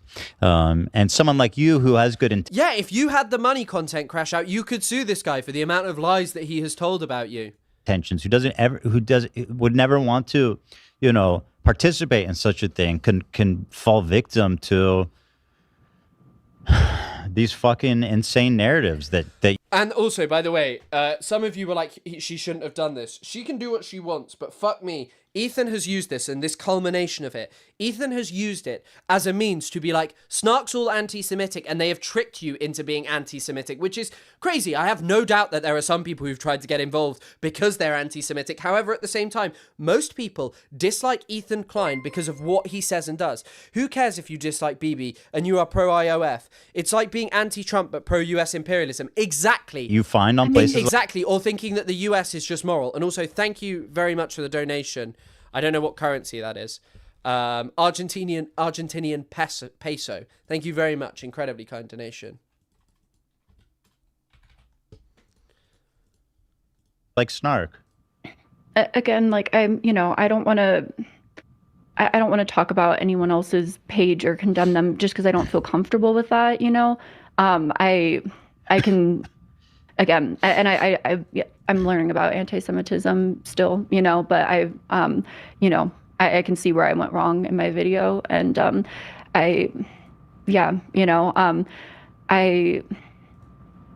in my original video, I think I would talk to see Cruel World Happy Mind if she wanted to. If she wanted to do it, I would do it. But as I say, it's her decision. She can do as she pleases. She doesn't have to get any more engaged in this or anything. It's her choice. It's her choice. Because that will upset Ethan and it will upset his community and it will provoke more people into being angry and upset with her. And it's up to her. But I think she needs to understand that this is Ethan using her for what he wanted. I spoke about, at least, again, I don't want to misquote myself, or anything like that. But, I don't deny that there's an increase in anti-Semitism happening, just like there's an increase in Islamophobia happening. Why do you have to mention Islamophobia whenever you bring up? This is where this comes from. I will try and contact her. Okay. Versus that, and all of that, because and maybe that would cause me to reflect on myself. Because again, sometimes I'll just go into this rabbit hole, and unintentionally, that's what will come out. But sorry, my intention was to find online commentary, like I've said again.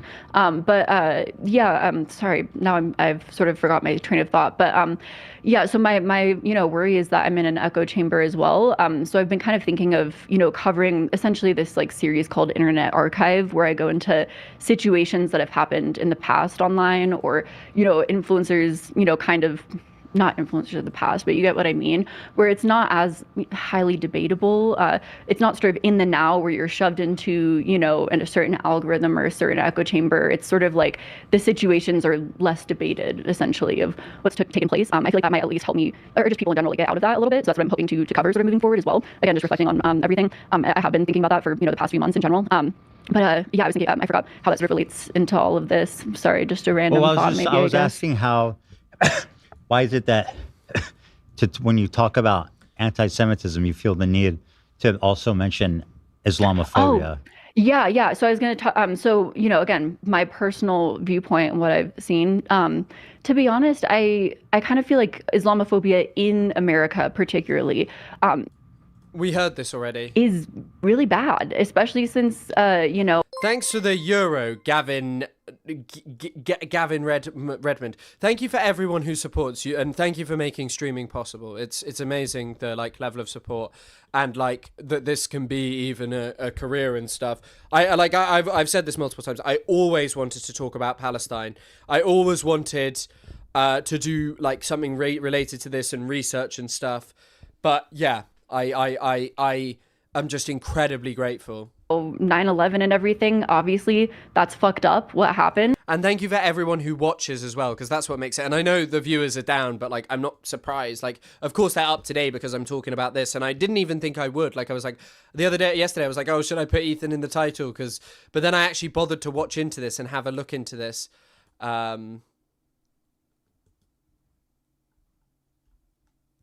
Oh my God, there's actually some news that I'll talk about tomorrow. Of Maccabi fans, not all Maccabi fans, but a section of them who engage in quite. So basically, I remember if I mentioned this a week ago or so, just talking about this, just to mention what I was just watching because it played, I didn't want it to.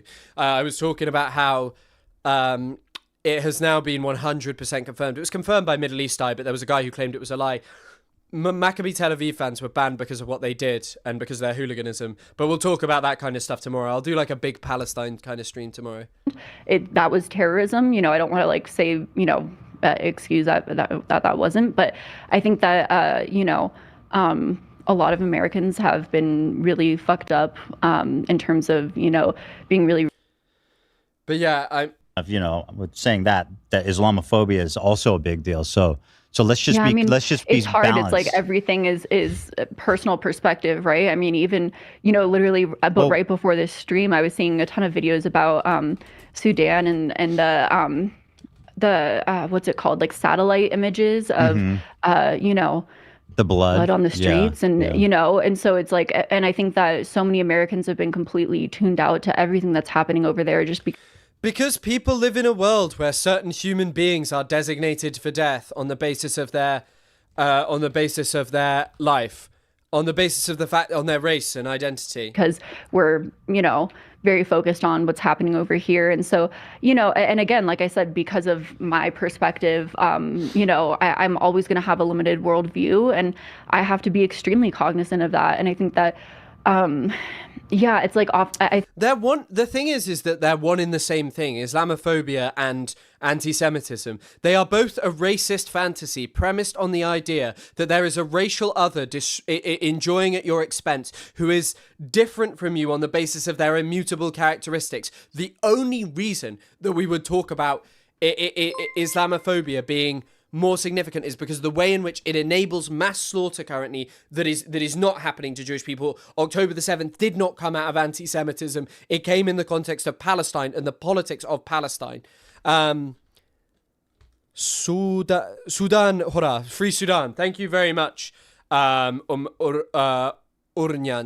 I had to like read that. I'm like, Sudan, hurrah, hurrah, hurrah, I think that's hurrah, hurrah, hurrah. They obviously don't have that in Persian, so I can't read it. Running into situations like this where you're introduced to a broader audience who's gonna really tell you like it is, you know, sometimes that's okay, you know. No, I'd recommend reading Tom McGowan's book, which is up there, The Racist Fantasy. You probably can't see it, it's the one with the nice orange cover. He kind of talks you through racism, how it's a psychoanalytic fantasy, and it is brilliant. The connections that he draws between lynching to Nazi racial ideology, fantastic, magnificent work. And Charlie Kirk believed that kind of stuff. The only Sudan news I've been able to follow was from Breakthrough News in the past few years. I've tried. Sudan, what you have to understand about Sudan, and people who don't understand this, the thing that you've got to understand is the thing that you've got to understand with Sudan is, first of all, Sudan is not framed as Western civilization's final defense. That's why Israel's talked about more. If you ever want to address points in this, Israel itself frames itself as the final defense of Western civilization. So this will always create interest in it. However, Yasser Arafat, like Nelson Mandela, was an internationalist. They were both international superstars. And on diplomacy, there is discussion as to whether this is actually a good thing or a bad thing and kind of what the consequences of making them superstars was. However you feel about it. The truth is that Palestine as well, they were very competent at getting out language in a different getting out their stuff in a different language. The Sudanese movement is different, but there are still people doing it. Hussam Mahjoub is a brilliant source. Kovi sent me a few sources. I might have Kovi on. I don't know if she has an ability to get on here. The only thing I've seen her do is debate Lonerbox, but maybe next week we'll actually talk to her. I might message Hussam Mahjoub as well and see if he'll do it, but I don't know if he will. Because you really learn where your flaws are, you know, and where you need to get better.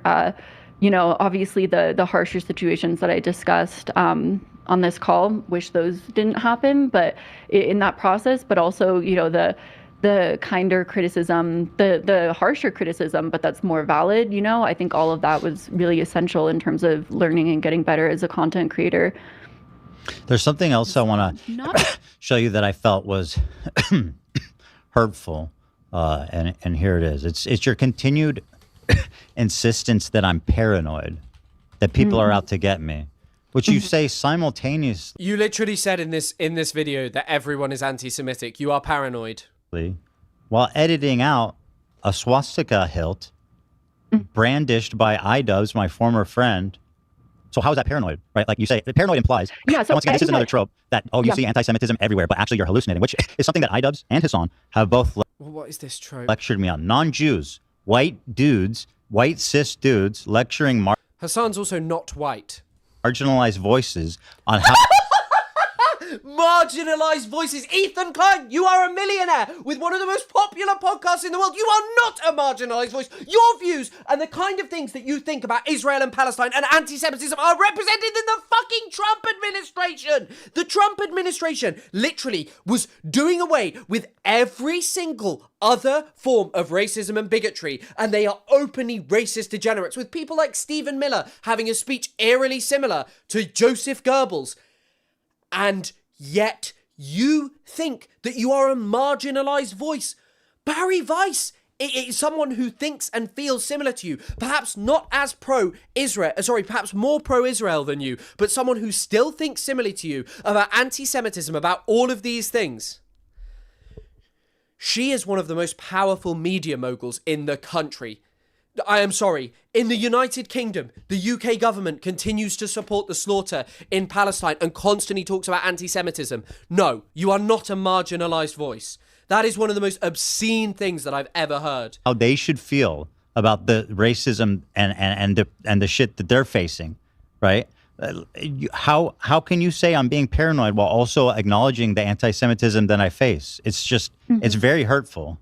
Well, first off, I want to say that's that sounds like conversations or an argument that is with other... It would be like claiming that Oprah Winfrey is a marginalized voice.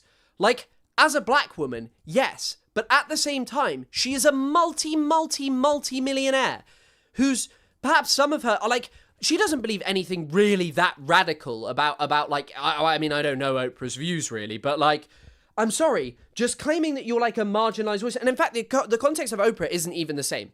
The fact that a comparison between you and Oprah is not even the same, because black people are subjected to huge systemic racism. The Trump administration, Charlie Kirk, who spoke of prowling blacks, is being eulogized. Even you were like shedding a tear over Charlie Kirk. Charlie Kirk spoke of prowling blacks. You laughed at the killing of Hamas leaders because you think that you say that they are evil, anti-Semitic, violent people. Charlie Kirk spent his entire life inciting and supporting the Trump administration so they could get into power and harm black people and marginalized people. I am sorry. Claiming that your like views are marginalized, that people don't talk about anti-Semitism. Individuals, you know, that's not a conversation or argument that I was intending to make. Sorry, I'm getting about situated. Which one? The sort of the conversations or arguments that you've had with Hassan or iDubbbz or Ian. Well, you edited out the swastika. Why did you do that? Yeah, can I say why I did that? So obviously I speak about censorship on YouTube and all of that, but why I edited out the swastika is because I don't agree with it. I talk about how I but then how can you accuse Ian me of being takes his video paranoid? too far. Did I do that in the same breath? Many times. Here it is. Because of his ties to Israel, but his decreasing capacity to view the other side. That was not in the closing in on him. His Banger album, by the way. Is that Dreams by Fleetwood Mac? paranoia, and all of a sudden, if you weren't with Rumors by Fleetwood Mac, isn't it? It's Rumors, not Dreams. him, you were against him. Listen, if you disagree with me, You're just not looking. You're not Or- showing what I'm talking about. It's not even, there's like, I'm not just talking about myself. I'm sure I'm talking about something At least not in specific. this place as I am. This is what I see happening. People, This was right they after want to- October 7. Okay, that I can concede with you in the fact that you're talking about anti-Semitism, and I'm sort of There are sitting U.S. congressmen who will receive no reprisal, who have wait. Someone posted it in the context of like Ethan, like somewhat amplifying it. Hold on, let me just pull it up. Here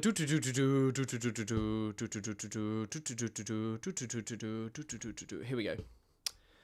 This Andy Ogles guy is like a figure who has power. This man came to America for one reason: to turn America into an Islamic theocracy. I say no to Sharia law, which is why I've presented an argument to have Mamdani sent back to Uganda based on information. Randy Fine, a sitting US politician, has said that he wants Gaza to flow with blood. Imagine if someone said that about Jews. They would be out of their job instantaneously. Imagine if someone, a sitting US politician, said they would get bipartisan condemnation. No one would stop speaking about it for the entirety of their life. If one of those people ever stopped, ever said Tel Aviv must run red, the streets of Tel Aviv must flow with blood. Yeah, fuck Hasbari Vice. The amount of Jewish people she caused to lose their jobs. Of course. And it's only Jewish people with the view that Ethan espouses about Palestine. Like, sure, they take it to more extremes, but like, Ethan, by the way, has basically done a similar thing to most of these people. He spoke of famine when it came to Gaza. He was like, why is no one speaking about Sudan? And then all he says is, oh yeah, there's blood from space. It's like, great, that's it. That's all you've got to say. sort of, calling me paranoid. Again, someone who's, This was right after October 7. That's us talking right after October 7. Yeah. That being said, I do that's think following the paranoia. And do you know what happened on October 7th? We were living it still because my family lives there. Do your family live on the Gaza border fence? And also, like, for the entirety of this time, you have justified Palestinian slaughter. You have justified it over and over and over again. You literally said, I'm denying that anything's happening there. You have said that you are proud of people who serve in the Israeli military. Even before October the 7th, the Israeli military was so bad. Do you think they censored Rashida Tlaib in Congress for From the River to the Sea, and Randy Fine walks freely because he said he wants Palestinian blood to flow. Hamas was do you think Hamas are terrorists? Yeah, I say that in the video. The only response here would be yes, but do you admit that the Israeli military are terrorists and always have been? Because they are enforcing an illegal military occupation of another people's land that is premised on collective punishment, torture, humiliation, and degradation. Okay, that's good. I mean, that's an important concession. I appreciate that. But as far as what was I going to say? And that's also my perspective. Again, it feels weird saying my perspective of you as I'm talking to you. But Toes another white t-shirt. F. What? Tobias Dog Walker? I don't understand it, but thanks for the $2. Listening to your account of things, you met your wife in Israel. Mm-hmm. You had your birthright trip when. But also, by the way, still to this day, October the 7th is eulogized as an event that we cannot forget, that we must talk about, that if you don't speak about in the correct way, you could lose your job, you could be hounded, you could be arrested by the government. But when it comes to the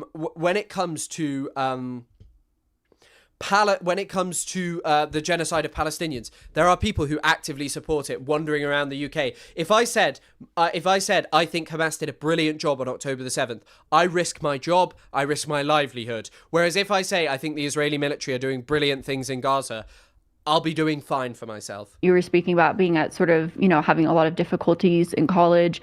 I can see the emotional ties that you have. After and I lived there. My wife is Israeli. I lived in the settler colony, and then surely you must have seen the oppression of the Palestinians in front of you.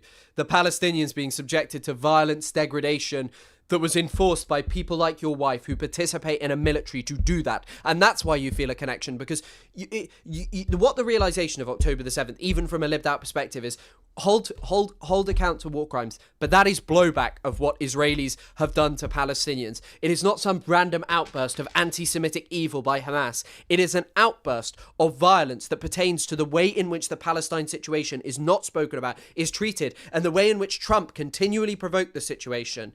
Like Trump provoked the situation by moving the embassy to Jerusalem. He provoked it by recognizing the Golan Heights through the Abraham Accords. The October the 7th is so rooted in the Abraham Accords and threatening destruction of Al-Aqsa, which is being done by the Israeli government. And by the way, during those amazing peace deals which the Palestinians apparently got, for some reason they wouldn't give the Palestinians custodianship over Al-Aqsa. I don't give a shit about that. They'll be like, oh, but there's the temple there. The temple's not there. What is there is Al-Aqsa, and what Israel wants to destroy is that. Really, it's really that. Yeah, and having family members there and everything. Yeah. And so, yeah. And so after October 7th, that sort of toll that can take more than people who are completely removed from the situation. You know what happened? It was the middle of the night, and I heard Hila on her phone. She was listening to Israeli news stations. Families were calling into the news stations live from their shelters, begging for help as they were being burned alive in their houses with their... Also, by the way, just notice how, like, emotive he is about this. He is so rarely emotive about Palestine in this same way. Yeah, there's that video of him crying. But, like, he justified hospitals being bombarded because Hamas are under them, which has undergirded Israel's claims of torturing, sexually abusing, and taking doctors away from Palestinian people. Children. And nobody could help them. They were actually in their safe rooms being murdered in front of their children, being burned alive. You know what I mean? Being fucking slaughtered in front of their children, losing limbs. This was happening live. There were things being live streamed. Like they were calling into news. Being murdered, live streamed. Oh yeah, did you know that Hamas members would slaughter? They would slaughter people and then post it on their they take their phone and post it on their Facebook page. I mean, like, once again, like, he must tell everyone that of the evil of Hamas. There are photos of Israeli soldiers playing football with a skull, like putting their feet over it. There are photos of Israeli soldiers burning down homes. And by the way, you feel so incensed by this, but yet you don't understand why someone would be upset by a Star of David and the fact that Israeli soldiers carved a Star of David into the land in Gaza. Their dead body. But all this was happening live, and nobody was there to help them, right? So we were just listening. It was like, a whole day. We were just listening to people calling into the news, begging for help shortly before being executed. Girls at the Nova were calling while they're hiding in a bush, whispering, and then, nobody came because everybody's been slaughtered. Everybody's been killed. The reason why this has become such a, like, we became the villain. All we're asking is for people to understand that the Israeli civilians are also innocent. Just care about. But don't ever try and draw a comparison. Killing innocent people is wrong. That is the premise of what people want. They want the killing of innocents to stop. Israel right now, just last month, Israeli settlers and soldiers as well, by the way, carried out the majority. They carried out 2,300, how many was it? 2,350, almost 76 attacks per day in the West Bank. Israeli settlers and soldiers, people that Hila enabled, carried out those attacks. The innocence of those people is what we should be talking about right now. The fact that Palestinians are not allowed to live normal lives. And yet we are meant to sit here and believe that people are not giving an account to Israelis. I'm sorry, people are always going to place predominance over the Palestinians because they are the victims of the settler colonizers who moved over to that land and ever since their inception have sought to eliminate them. Hamas is a logic of militarism that has been created by a continued failure of Israel to offer anything equitable and its continued use of divide and rule politics. The Israelis just say that rapes happened. Like, it's okay to acknowledge that there are victims in Israel too. But the thing is that, like, even if you acknowledge, okay, yes, sexual violence may well have happened on October the 7th, you guys don't spend your time talking about the fact Like, hey, actually, Israel just fired the top military prosecutor. That's, in my understanding, that is not what Ethan is talking about. And, like, you're minimizing the starvation in Gaza. Like, you're so incensed by people saying, hey, there's some odd stuff about the fact that Israel has never allowed investigation of this. And yet you, like, never allowed international, full, independent investigation. Like, Pramila Patten did not have full access to everything. And yet you sit there and you're not talking. Like, you spew out the same kind of rhetoric that actually is leading to extermination to this very day. And that's why people think that that's a problem. That is all we're asking for. I'm not a representative of Bibi. I'm not Israel government. Like, it's just insane. It feels bad, right? Feels bad. I mean, of course. I think that the hardest thing is, as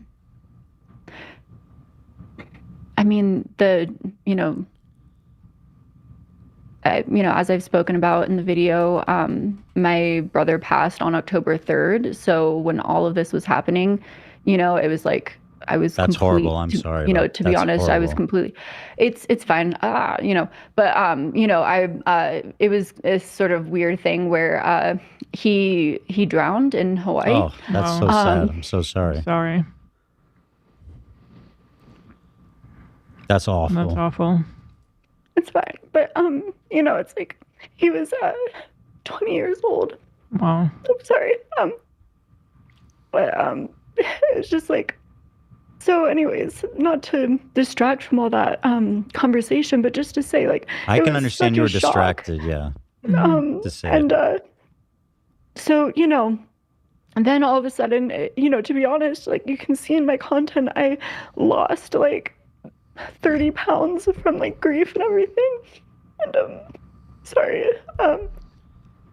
It was just weird. It was like this tunnel of grief and everything, but I still kind of kept going with like just the bare thing, like basics of like function in terms of like, what I needed to do to, be there for my kid, for my family, just all of that. And, and so kind of coming back and seeing everything that had happened, in Palestine, Israel, just everything that was taking place. Obviously, I heard about October 7th, but the picture that I see... Well, like, honestly, but you like, I'm sorry, but let's put this frankly. October the 7th did not come out of nowhere. It's not like this random outburst of evil anti-Semitic violence. I will keep repeating that because what October the 7th exists in the context of what Israel has done to Palestinians. October the 7th cannot be understood without any of this. And the same way that Israel's genocidal assault on Gaza was not provoked by October the 7th,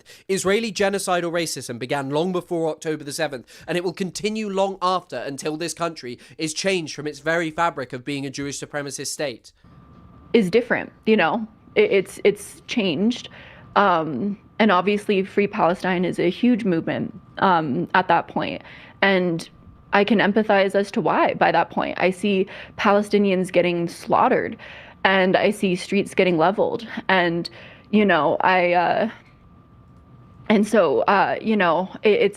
that's sort of the perspective that I had coming into it. And, and then you see these videos that are just horrific, of a toddler just the same age as my kid, and being dead on the street. And so, it's like, again, this is a thing that war is just the most fucked up thing. And I think that this is also my problem as well, because why we should not be drawing an equivalency is that this is not a war, it's a genocide. Israel exterminated Palestinians. I wasn't raised in a religion where I can, where I understand that sort of historical context, behind it. And I also don't have a tie to any sort of, any situation. And so I'm trying to navigate it, but that's my perspective behind all of it. And I think the problem or the frustration is that we agree, right? That the images coming out of there are unbearable. It's just so tragic. Yeah. It's such a you can't even fathom the scale of loss and suffering and tragedy that's taken. So why have you continually downplayed it? Why is your only post ever about Sudan posting about malnutrition in Sudan with this during the height of the Gaza famine? 1,062 children have died from 522,000 children are dead. You know.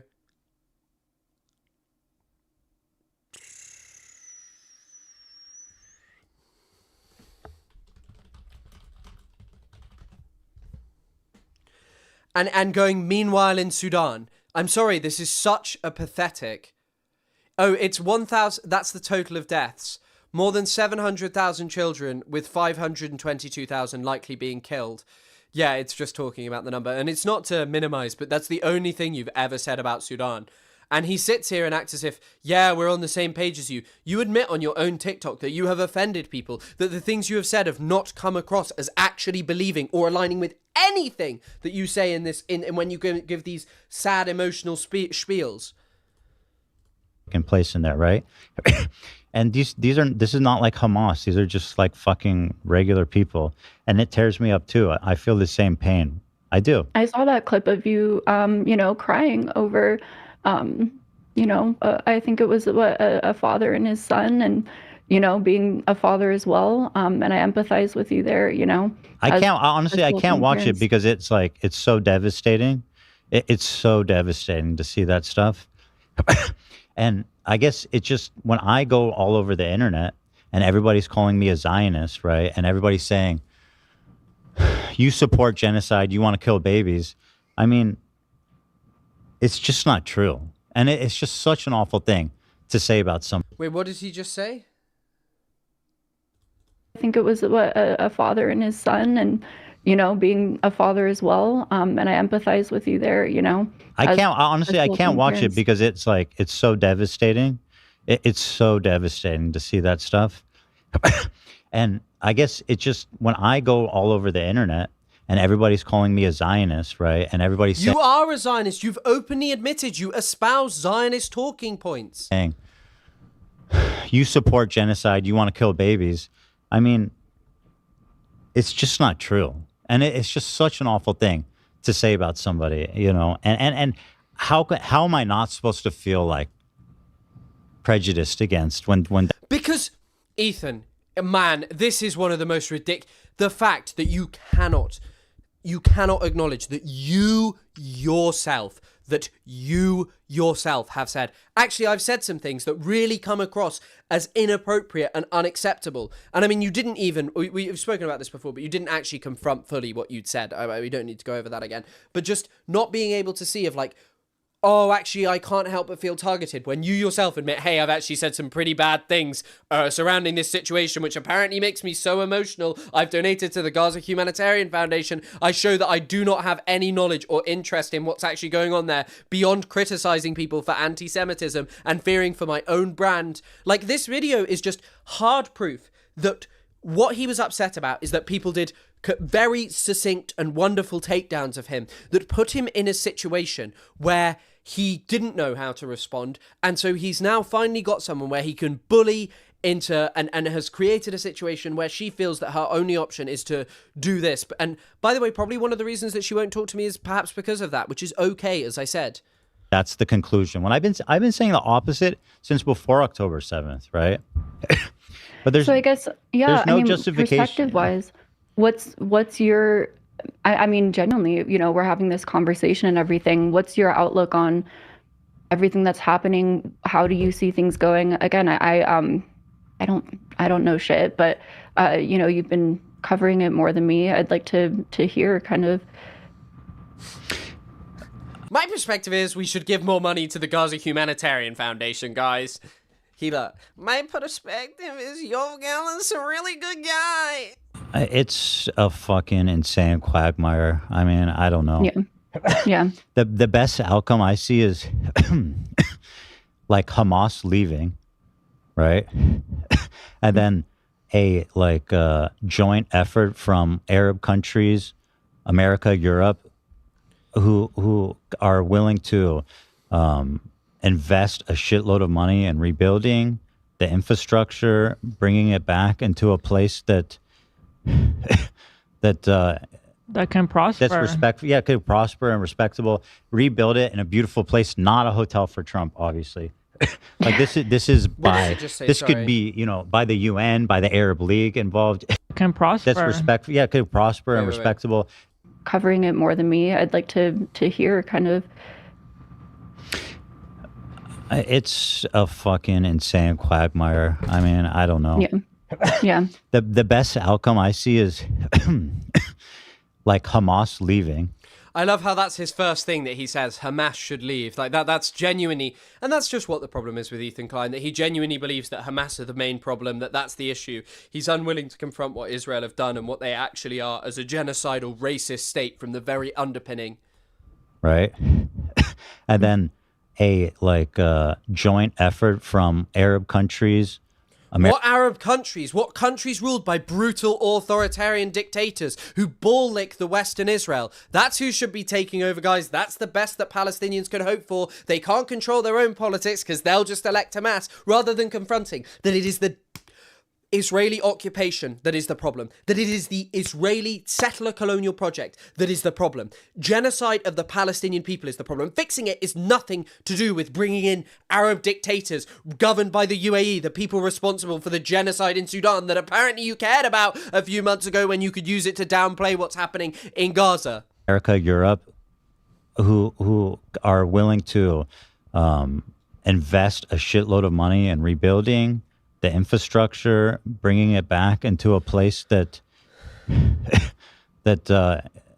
prosper. That's respectful. Yeah, Gaza will never, ever, ever prosper because it is cut off from the rest of Palestine. It is a far too small a place with far too many people. Israel controls its sea. It doesn't even let people fish. You can look this up. Under the Oslo Accords, they go further. They're not even allowed to go as far as they're meant to under the Oslo Accord. Yeah, Ethan probably believes that Ahmed Fouad al-Khatib, who lived in Gaza for 5 years, by the way, should be the viceroy of Gaza. That's probably what Ethan's going to tell us. Thanks, Mr. Klein. Prosper and respectable. Rebuild it in a Be respectable. Gaza was always respectable. It doesn't matter that it was under Hamas. The truth is Gaza were a proud people. The Palestinian people who inhabited there held on to their culture, their society, their life, their history, and everything in the face of an exterminationist, racist project, the army of which you said you were proud of your wife having served in. Full place, not a hotel for Trump, obviously. But you, by the way, you do just believe unequivocally in the Tony Blair Trump developed plan by, you know, probably much to the celebration of your friend Ahmed Fouad al-Khatib, who you brought on your thing as a good Palestinian voice. Like this could be, you know, by the UN, by the Arab League involved in making decisions in terms of like what's the best way to rebuild Gaza.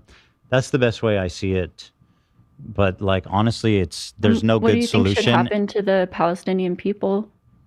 They should be free. They should get their own state. They should be free. Absolutely. Right? Yeah. And I mean, there's no question about it. I wish for them that they wouldn't have to live under Hamas because I love how she just goes, I wish they were not living under Hamas. That is her first thought because she's a Zionist. After 3 hours, 25 minutes.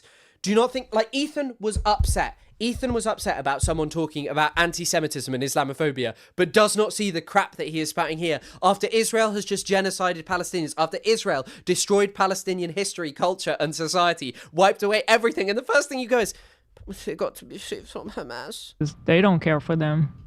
They don't care for them. But I tell you what they have more of a distaste for. Israeli genocidal occupation. And however you talk about Hamas, by the way, I think an opinion poll was done and about 40% of Gaza still supported Hamas in January maybe of this year, maybe later point. Anyway, it still shows you that Hamas may not be the majority, but they are a sizable bloc. That they are a sizable bloc because they see them as people who, whilst the rest of the world has abandoned them, even now, the rest of the world abandoned Palestinians. And what did Hamas do? They continued fighting. They don't see it in the sick way like you do, where it's like actually Hamas's fault, because they know that Israel was exterminating Palestinians and seeking to wipe away their culture prior to October the 7th. It is not something new. It is not something that began then. It is simply an acceleration of an already genocidal process. I wish that they can be free people and just And by the prosper. Have yeah, and by the way, land. these settlers taking land in the West Bank and the government co-signing that is. But you're proud of your wife having served in that army, and you're still doing apologia and claiming that she's targeted for anti-Semitism on that. Ah, right. Because there was still settlement going on when your wife was a secretary there. She helped to lay the groundwork for that. I have trouble expressing how vile these people are. But you don't have trouble expressing how vile Hamas are, do you? What? Terry, just saying, this will probably be like the short amount of this, but I'm nearly done. I'm going to watch for like 4 more minutes, and then we got one tiny short video which looks funny to watch, and then we're done. I'll say this. I've said this before, and I'll just say it again. So for the record, I've said that West Bank settlers are valid military targets, and I'll leave it at that. But what about settlers? Why are they valid military targets? Why? If he explains that, why are they valid military targets? It'll be interesting to see how he justifies it regarding Gaza. Yeah. Okay. That's good to know. I mean, that was something that I thought was a really fascinating, again, limited, understanding.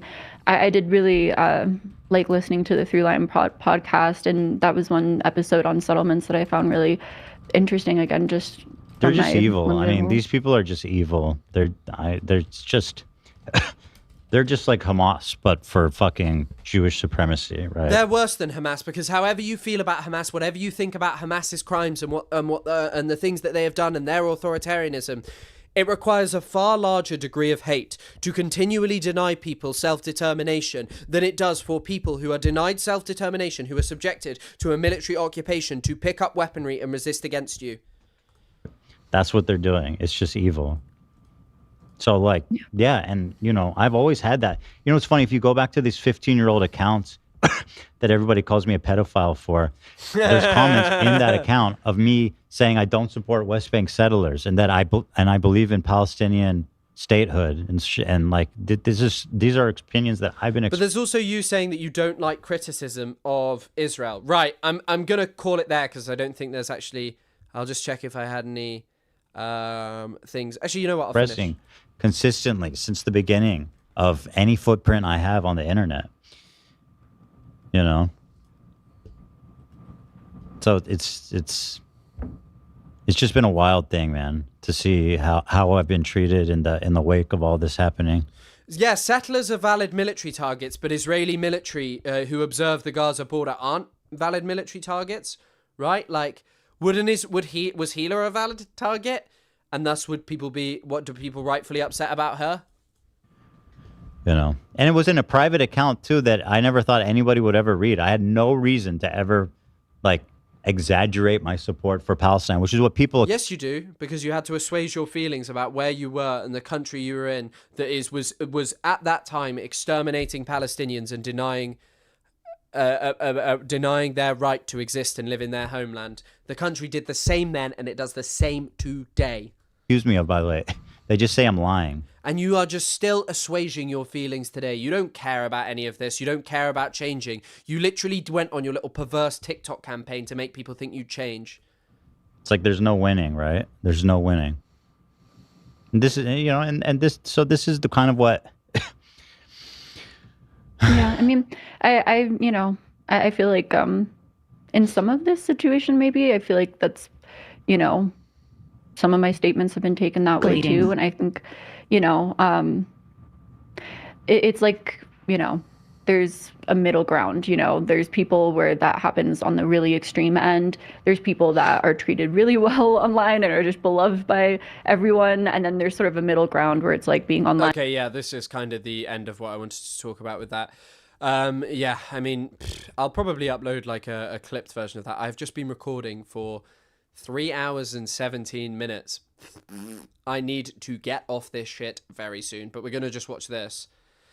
So this is like a Charlie Kirk fan who's like currently propped up in the UK by X, and he's just like a right-wing extremist, and he's at the protest right now, the Maccabi Tel Aviv fans protest, and there's a funny bit at the end. Correctly identified the format as an interview. Well, I've been there on that's a bit of a coup. Okay, the first occasion was a man who came up to you and said, I don't like him because he just speaks his corner videos.